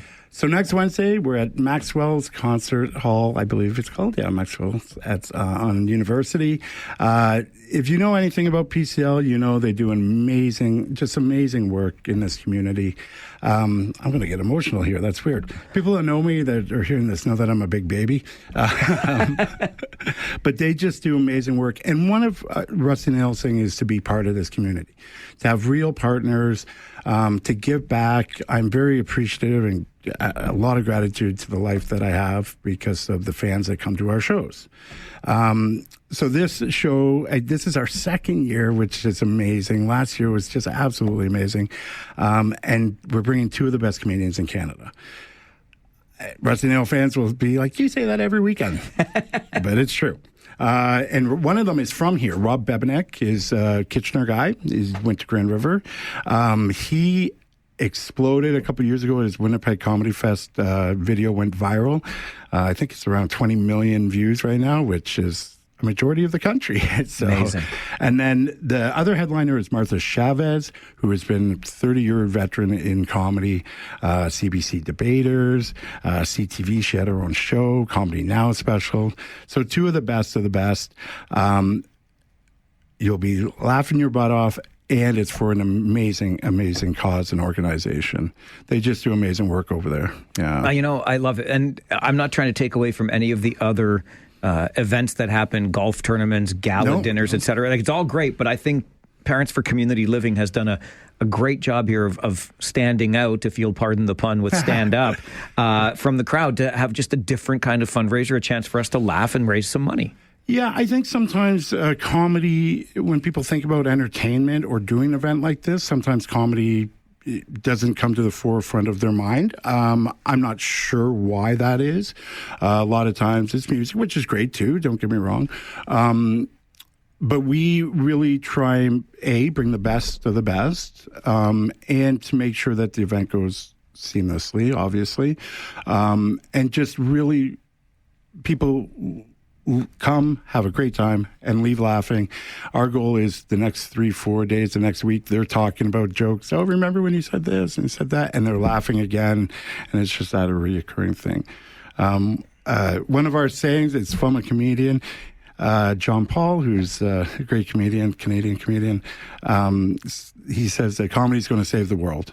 It's one thing that we all do. We all laugh, and yeah, we're really excited about next Wednesday and helping out this great organization and being part of it. I think I'm not even joking, said that to a buddy of mine the other week. Comedy's going to save the world, or something along those lines, because I agree.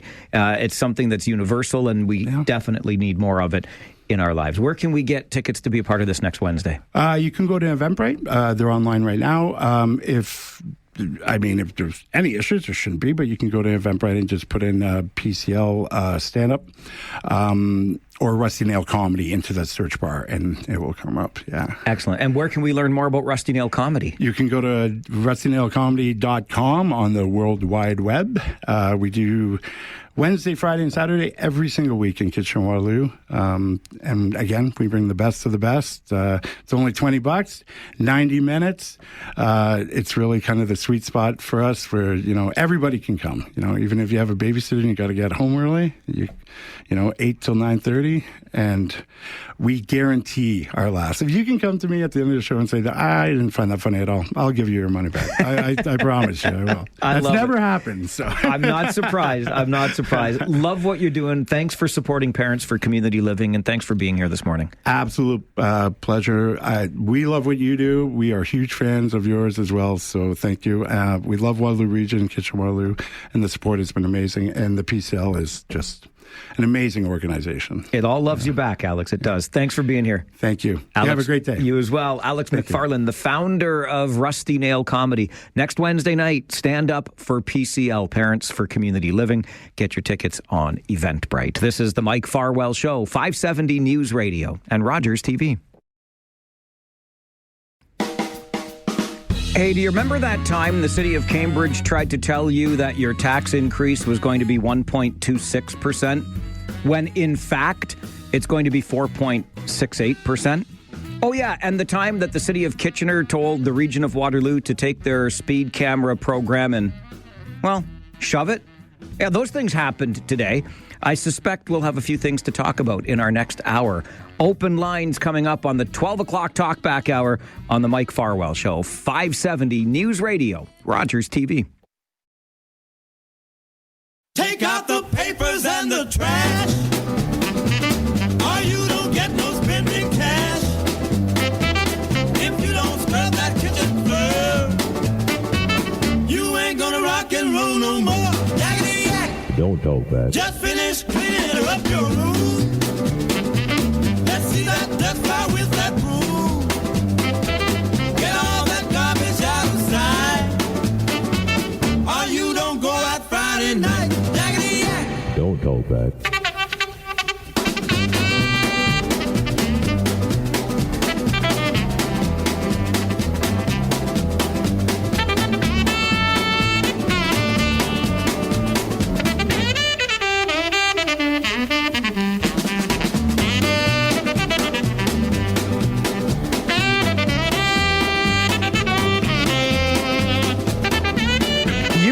when the 12 o'clock Talkback Hour starts, I turn off all the lights and just allow the natural light through the studio window to keep me awake through the final hour of the show. With the TV cameras off for the day, I don't need all the overhead lights. But today, so dull and rainy is it that the lights will stay on in the studio. Just thought I'd share the ambiance with you as we dive in to our 12 o'clock Talkback Hour this afternoon. Open phone lines so you can call and let us know what's on your mind. Maybe there's something going on in your neighborhood, like your neighbor's Halloween decorations are being stolen again.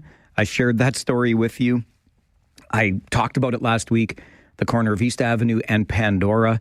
Neighbors in that area, because the owner of the home, who goes all out at Christmas time, posted on his neighborhood Facebook page that some of the items from his display had been stolen. You come through in a big way and take him some donated things to help him replenish. And wouldn't you know, the thieves were back at it. But being the smart guy that he is, he put a tracking device inside one of the most attractive gravestones. He tracked it to a house not a block away. And yet, police can't force their way in to retrieve his stolen items. He's talked to the homeowner. They say, "We don't know what you're talking about. We have no idea where your gravestone might be." Wild times, wild times. And then, of course, there's the city of Cambridge. Honest to goodness. They put out a news release last night that says a tax increase for next year of 1.26%. Now, you know me. I'm a bit of a numbers nut. I hear 1.26%. I'm like, wow, like that's some impressive work. Every year you hear the same thing around budget time. We're going to sharpen our pencils. We're going to do whatever it takes. Everything's on the table. Getting down to 1.26% is significant. And then you realize that what the city said in its news release and what the city's own budget documents say are two entirely different things. It's actually a 4.68% increase because there's a 1% infrastructure levy, which you're still paying. So you can't call it 1.26%. It's at least 2.26%.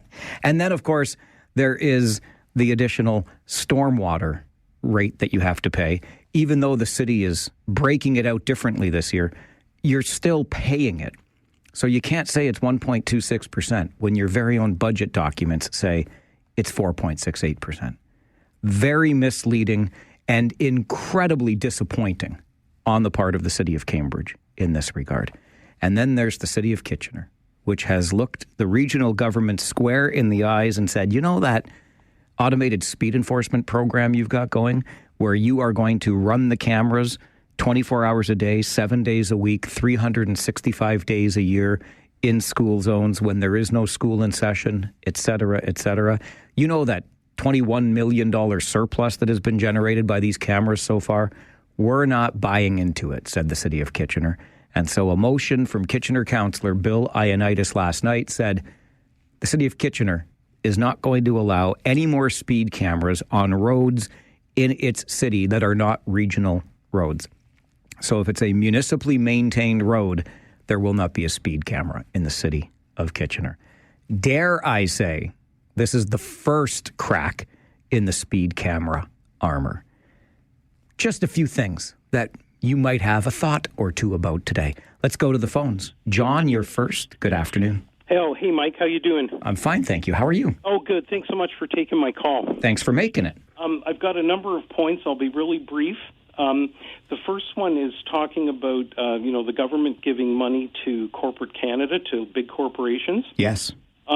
While I understand why they do it, I don't necessarily agree with it. I think what it is like I saw this with the Harper government and Toyota. Effectively, the Harper government, in my opinion, bought and paid for Toyota to build here to create jobs to feed back into our economy. That was sort of my take on it. Yeah, and I think that's the argument for it, for sure. Yeah, it's an enticement. Do I agree with it? No, but we're capitalism being what it is, I'm not sure what else we can do. Fair point. Second point, And I'd love to hear what your other listeners think about this. I had heard a broadcast on the radio that said 1 in 4 Canadians, it's pathetic, 1 in 4 Canadians are living in poverty. I would love to see a member of the media ask Trudeau what is his target. We're 1 in 4. What's your target, Justin? Is it 1 in 3? Is it 1 in 2? Because it's sure heading the wrong way. You think the Prime Minister is deliberately impoverishing people? No, I don't think it's deliberate, but it's a number of their policies have sort of taken us to where we are right now. Sure, I can understand that. And I would love to hear what other listeners think about that. All right, John. Another point number 3. I had also heard in a radio broadcast that we're at the point now where we're so far in debt federally in Canada that every cent of the GST that's collected goes to service the debt. And that scares me, because effectively we're working for nothing. And that's I have a real problem with that. I have a huge problem with the massive debts that we're carrying, both provincially and federally. I agree with you on that. Yes, and my final 2 items on my final point. I see with the government that we have, and the opposition parties too, there's never a happy medium. My wife and I worked and had our kids in daycare. We paid the going rate. That's fine. I don't understand why it had to be $10 a day. I think $25 a day is perhaps reasonable. $10 a day it just seems extreme. And I don't know how sustainable it is, because we're starting to hear that daycares are struggling and they're not sure what they're going to do. So that's another point. My final point is with the talk about the old age security. I don't understand. I get it that certain seniors are struggling. I understand that. What I don't understand is, why is the government's clawback set at $140,000? I don't know why it has to be that high. If you're making $140,000 through other investments or retirement income, how much old age security do you really need? Great questions, John. And as I say, I'd love to hear what other listeners think. These are just things that kind of weigh on my mind. All right, we'll find out, because I'm late for a break now. But hey, say a lot, say a little. You can be the co-host on the show. John had a lot on his mind. He shared it. You want to respond to any of that or share what's on your mind, however much or however little? This is your hour to do it. It's the 12 o'clock Talkback Hour on the Mike Farwell Show, 570 News Radio.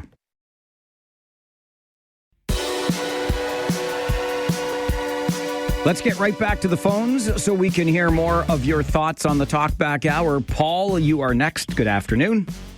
I keep hearing these little clips about photo radar, and it's starting to sound like you're in opposition to photo radar. Is there any particular reason that you might not want to see 170-plus photo radar cameras in the region of Waterloo? Yes. Do you have an ulterior motive? Yes. I want to keep my money in my pocket. And I actually, more than anything, because you know what? If you speed, you should be ticketed for it and you should pay the fine. But this is ridiculous with enforcing school zone speed limits around the clock every day of the year. It's not being treated fairly, and I want my government to treat me fairly. There. And you don't want to eat your shoe. And I don't want to eat my shoe. There's a lot of schools right around where I am, and one over towards downtown Preston, it's down to 30 kilometers an hour now. I can't figure out. There's a couple of schools on Concession Road in the Preston, not the Concession Road over in Galt. Who cares about them? But here in Preston, on Concession Road, there's several schools along there. And problem is, Paul, Concession Road, I'm almost positive, is a regional road, which means the region's going to trump the city.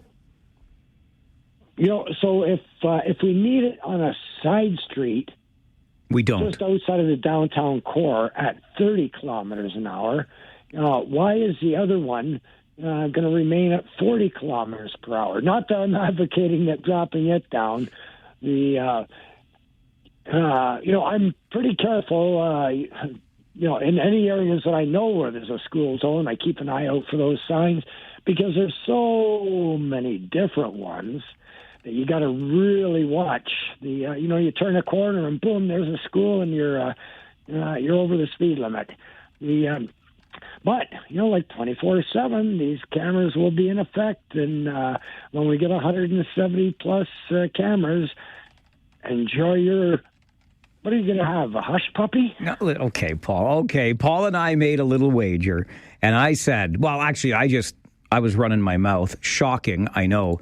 But I said that if we have 175 speed cameras in this region by 2028, I'll eat my shoe. Now the city of Kitchener's pushing back. I never believed that we would get that many that quickly. Paul's point on the 40 versus the 30, it's regional versus municipal. It's just another headache with our two-tier system. But the big thing to remember here is the city of Kitchener brought forward a motion last night from Ward 7 Councillor Bill Ioannidis that said, we're pressing pause in the city. We're not going to put any speed cameras on streets that are maintained by the city, by the municipality, the lower tier of our two-tier municipal system, because we don't think it's fair to our residents. And the city of Kitchener is absolutely right about this. I hope the region also goes to the Senate chamber and has some sober second thought on this. Kyle, good afternoon. Good afternoon. I want to talk about the truck driving licensing. Sure. You know how many times that I've been in a loading dock and I've had to get out of my truck because another truck driver doesn't know how to back into a loading dock? I mean, I could probably count on this year alone, I've got a handful of times I've been at a loading dock and I've had another driver come up to me and ask me, can you back in my truck because I don't know how to do it? And I go back to this before, and I'll say it again. The commercial license for truck drivers, the AZ license, should be treated the same way that they do for pilots. You go and you have to do over 300 hours of driving alone, not including the in-class, but treat it like a pilot license where you do 300 hours of driving and you do 200 hours alone of in-class. I think that would be a lot better than what they have right now, and it was a lot easier for me to go in and write an AZ versus going in and getting my commercial pilot license. But I tell you, I watched the documentary on it, and I see it firsthand, and I shake my head because they rather govern a truck at 105 kilometers an hour versus change the way the school system for AZ truck driving is. So that's all I got to say there, Mike, but I just wanted to give you my 2 cents on that, man. Thanks, Kyle. I appreciate that, especially from somebody in the industry. You're not going to get an argument from me on more rigorous testing and training. And I'll add to that because I brought us average Joes and Jane drivers into this too, not just truckers, but we're long past the time that we should add mandatory retraining. I say every 5 years, minimum. We should be out there getting tested again to make sure we are still following the rules of the road and behaving appropriately out there. I firmly believe that. It's your 12 o'clock Talkback Hour on the Mike Farwell Show, 570 News Radio. And if you want nonstop opinions, you just have to keep answering the phone. That's what I love about the Talkback Hour. Lang is with us. Good afternoon, Lang. Yeah, good afternoon. You made a comment saying you'd like to see retesting of G-licensed people every 5 years. Yes, sir. All they're going to do is you're going to have people come and be on their best behavior for their one-day test and then go their merry way. Second point is, where's the infrastructure for this and the fact that they can't even test the new drivers in a timely fashion, yet you want to have every driver being tested every 5 years? It needs a lot more planning than that. Well, my plan starts with, here's the goal. Now let's figure out how to get there. And the goal is to have enough people, because I agree, the infrastructure does not currently exist. We're way behind as it is. But I'm saying build that infrastructure because it's critically important. Our roads are so dangerous right now. We better get our heads around this. That's my take. But Mike, a 1 day test, you know yourself, if you know you have a 1 day test, you're going to do everything correctly, perfectly the 1 day, and then just go in your merry way and your old habits will come to the forefront. So you want to test every 5 months instead of every 5 years? I'm good with that, as long as we're getting the reminder of what we're supposed to be doing out there. I think we could spend our tax dollars a lot better by not retesting everybody. I don't think it'll cost us anything, because I think you should pay for the right to be on the road. The privilege of being on the road, you should pay for. So this would be revenue neutral. Oh, this is a government program that will not cost us money. Okay, you got me on that one, Lang. You got me good on that one. All right, just a thought. I appreciate you. Thank you. And you're right. Like, I mean, what am I going to say to that? We're actually going to run a government program that doesn't end up costing us more than the stated cost up front. Absolutely true. But I truly have thought this through on the infrastructure piece and how it should be. In theory, it is a privilege to be on the roads. If you are operating the motor vehicle, you've paid for the vehicle, you've paid the insurance, you're paying for the gas, etc. You can pay for the retest. And that should fund all of the necessary drive test centers and driver examiners that we need along the way, because it's a privilege. And truly, if we don't get our heads around this soon, I even said this to my beloved just the other night. I said, I can't wait until I can get off the road. It's too dangerous out there for me now.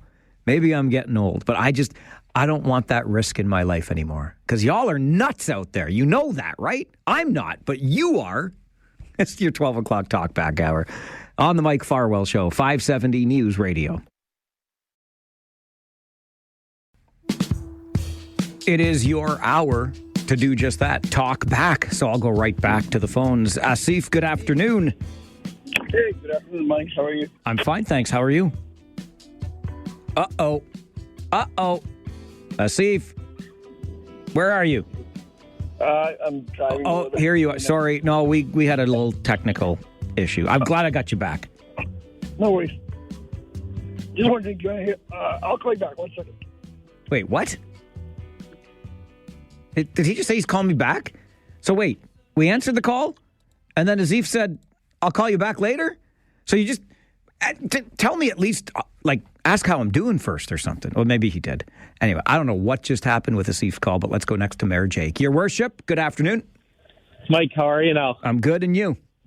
Good. How about those Rangers? How about them, huh? 11 in a row without a regulation. Good? Yeah, buddy, all good. 6 wins in a row, 11 games without a regulation loss, and...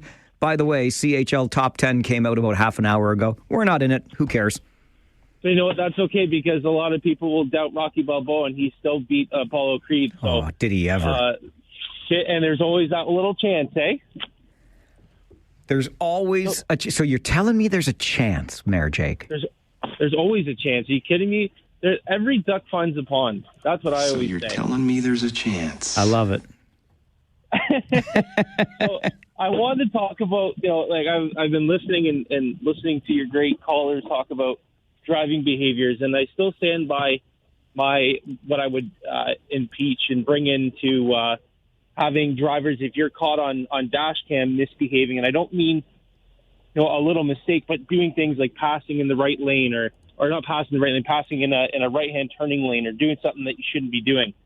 But what I'd like to see for the Ontario government is to start sending people back to driving school, like an in-school suspension, but for driving school.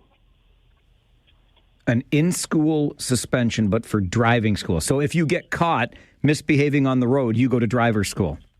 That's right. Fine by me. And you got to pay for it, and that money gets generated back into the government.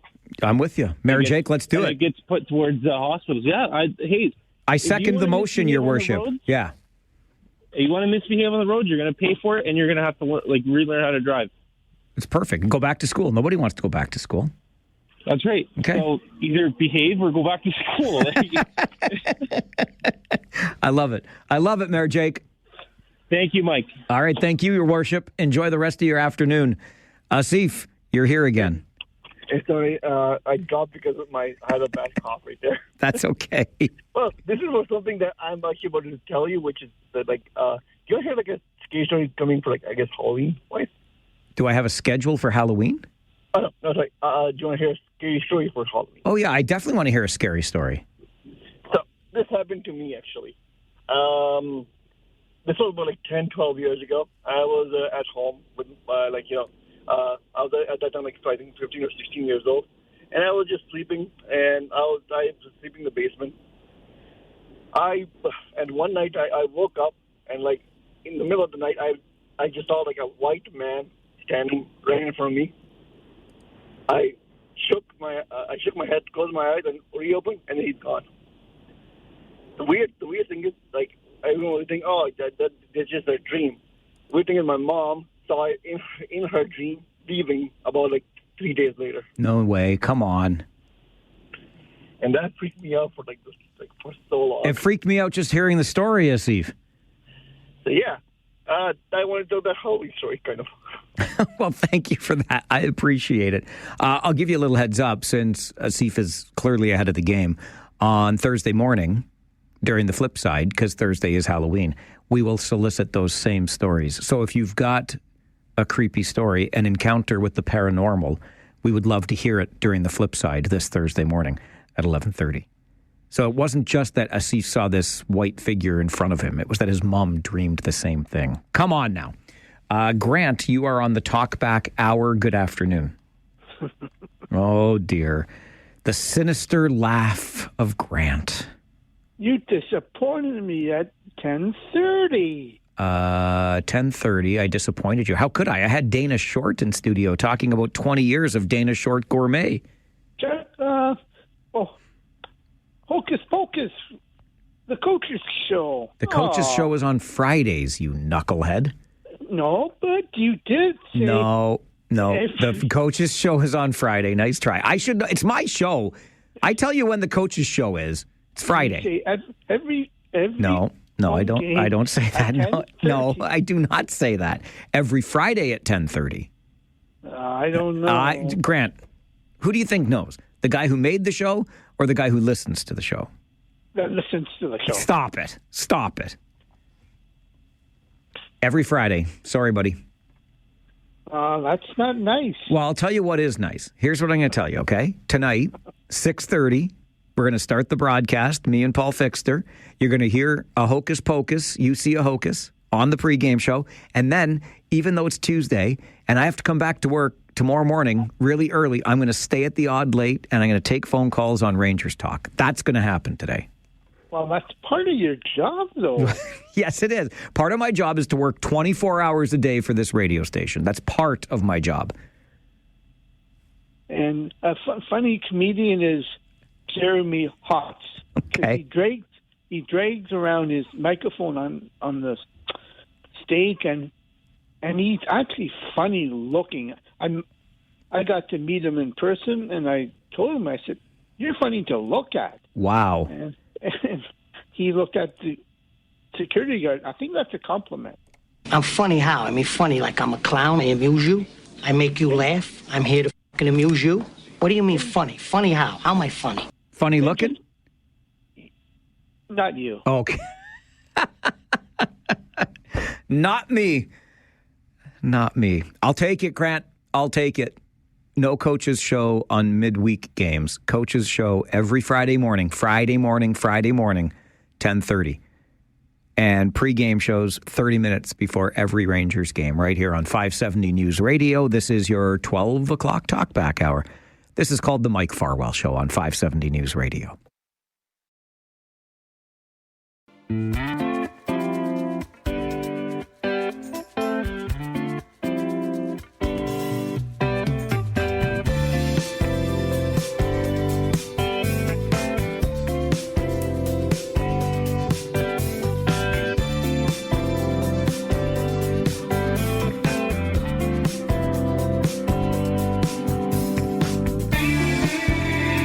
It is your 12 o'clock Talkback Hour, and you want to talk today. I'm here to listen. Andre, you're on the Talkback Hour. Good afternoon. Good morning, good afternoon, Mike. Good morning, good afternoon, and good night. No, I've been listening to you all day, of course. Of course. That's why I say that. No good night, because I'm going to listen to you again tonight.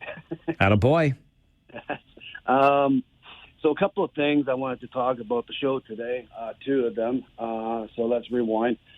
One is about the person on East Ave with the Christmas Halloween thing. Just unfortunately, the system is, even if it's there and the police goes there, they need a warrant, and the warrant costs a lot of money. You know what I mean? It's very unfortunate, but, I don't believe in two negative makes a right. But it is Devil's Night tomorrow, right? So nice sign to tell people, don't give the address for pitch and forks. But, that's just karma. That's karma. Well, I'll tell you what, Andre, I got to read this Facebook post. I know the street that these stolen items are on, and I might just go there myself. I'm going to be polite about it. I'm just going to say, hey, stop being a jackwagon. It's so, people, the kind people are getting attacked, and it's just, especially nowadays, everything we've been through, through COVID, and now with immigration and refugees, and, we're trying to get along all these, it's just so tough out there. Why make it worse? Right? So that's one. Two, the bike thing. My stomach is a little bit sore from this weekend, being sick. And this was a tough one because it reaches my heart when a person, myself, I have two kids. Okay, Andre, I love you, right? But I got other callers waiting. And when you say the bike thing, not everybody understands that you're talking about the story we did today about the woman who repairs bikes for charity and has been shut down because somebody complained. Thank you. Okay, so quickly, please. We had a couple bikes, every year and stuff like that, and we throw them on the street, and the metal guy comes, and they make money off of it. But when you get a seat or a wheel, or it's not worth it to replace it. So you get somebody who can, like that lady Mary, who fixes it, for a cheap cost, so she has the parts, and then she does something good with it. Please leave the good people alone. I agree. Great, Andre. Well done. Great finish. You finished strong on that one, buddy. Greg, you're next on the Talkback Hour. Hi there. Hi there. Quick comment and quick question. Okay. First, the comment, I was treated to the Rangers game back on October 20th against Guelph. Yes. And, you obviously know the Rangers better than me, but what I was impressed with, it seemed like whatever line they put out there was a chance to score. There was good defense. It's is the key this season, instead of a Rakoff-led power line, just that is there really a lot of depth, or all the lines seemed like they all had potential, and you never really saw a difference such that anybody any given time? And I wonder, is that a fair statement? Is that the key, that the talent is kind of equal from top to bottom this time? I think there is good depth with this hockey club, but more than anything, Greg, I think they're all buying into what the coach tells them they have to do. If you want to be successful, do these things, and they've been doing those things pretty well. Okay, because I can say that whoever was on there, it's wow, they almost scored. Wow, they almost scored. It's this is good to see that, you don't have a checking line or someone out there just, pound bodies and to let someone else do the scoring. But anyways, yeah, that was the comment. I just wanted to if you're in agreement. And secondly, I'll try to be quick on this one. I've been doing delivery work for years, 20 years plus, different ones. And I never park in a handicapped spot, even if it's, makes me have to walk farther with whatever I'm carrying. And it bugs me when I see somebody without the sign, the handicapped sign there. So I just tend to always look and see, there's a sign, carry on. The other day I saw somebody come back out. There was a sign. Okay, fine. But two completely mobile people came out of a restaurant, got into it, and drove away. It's okay, I'm sure whoever was eligible for that sign was not with them that day. Next Tuesday, is it when you talk to the police again? That's right. Can you ask them, does that disabled person, just because that sign's in the window, does that make that car allowed to park wherever they want? Or if they would see somebody come out, and could they actually stop them and say, okay, where's the person who's entitled to this? You don't have them, and you're abusing the whole thing, because that irks me. And I just wondered if they could really do something about it, if they actually saw that, and, nobody's disabled here, or is it just free game as soon as you got the sign? Because I have family that had, my late mother, my sister right now, they have those signs because they have needs. They have mobility issues. So just if you can put that on the docket for next Tuesday, because I tend to miss the show. I can't get there in time. And see what they think, please. All right, Greg. I appreciate the call. You know what I find? It's so interesting. We get really upset when somebody else is taking advantage of something that because we follow the rules and we are more respectful, we do not take advantage of ourselves. I'm sure that it could be, at minimum, a warning from a police or bylaw officer. But the sign for disabled parking goes with the vehicle. So there's not really much that can be done. What we're really relying upon is an individual's good nature. And if they do not demonstrate that good nature, even though we do, we could have had that closer parking spot, right? But we're too good for that. And then somebody else decides they're not too good for that and they take that parking spot and we get all fired up about it. I can't imagine where it would be on the list of priorities for police, Greg. I understand your concern and why it would annoy you. Like, that's as much a pet peeve as anything else. But anyway, we'll see if it fits into the docket next week when Police Chief Mark Crowell and Staff Sergeant Scott Griffiths are here. They join us on the first Tuesday of every month between 11 and noon for Ask the Chief. Final break, back with more of your 12 o'clock Talkback Hour on the Mike Farwell Show, 570 News Radio. Final minutes of the show for another day. At 1 o'clock, we'll turn things over to the 570 News Center. And then Now You Know with Rob Snow from 1 until 3. Right back to the phones on our Talkback Hour. Susan, good afternoon. Hi, Michael. Hello, Susan from Sarnia. Yep. I'm disappointed in your attitude towards the municipal speed cameras. So follow my logic. Okay. You want to keep your money in your pocket. Always. At the expense of maybe someone getting hurt or maimed. And you are always telling us about the jack wagons on Iron Needle, how fast they go. And so if you are a law-abiding driver and don't speed, why would you think your money's going to fly out of your pocket? Well, because I think it's possible that one day at Christmas or in July, I might drive 45 kilometers in a 30 kilometer per hour school zone, and that camera is going to be on at that time on Christmas Day or in July, and I'm going to get a ticket. Yeah, sucks to be you. Okay. You know Susan, what? no, you're right. And I said that, like, you're right. If you speed, you should be fined for it. But I don't think that's fair treatment. I really don't. 18% of all road fatalities involve pedestrians, and that includes children. And you can Google that. I mean, and it's gone up. But as was pointed out at Kitchener Council last night, those collisions are not happening in front of schools. Young children walking to school or home from school are not being maimed by vehicles. Okay. That's all. Okay, good. Yes, exactly. Good. So why do we need those cameras there? Let's focus on the areas where the pedestrians are being... For the jack wagons. All right, Susan. Okay, I'm a jackwagon. I get it. Okay, go Sarnia Sting. Settle down. Settle down with that kind of happy crappy at the end of my show today. Oh, wow. Susan, I get that you're upset with me today, but do you have to use such vulgar language? I'm just hoping for a good game. And again, I think Susan's got me dead to rights on that one, doesn't she? If you don't want to get a ticket, don't speed. However, when it comes to these cameras, here's my but. I know I'm making an excuse here, but we will push back against those rules that we do not feel as though are being fairly applied. And I'm sorry, but it's not fair to apply these rules 24 hours a day, 7 days a week, 365 days a year in the name of safety when there is nothing on that particular road to keep safe. And you look at the data that was shared by Kitchener Council last night, and the collisions that we're trying to prevent are not even happening in these areas. So why are you putting the speed cameras in those areas? So you can take money from us. It's a cash grab.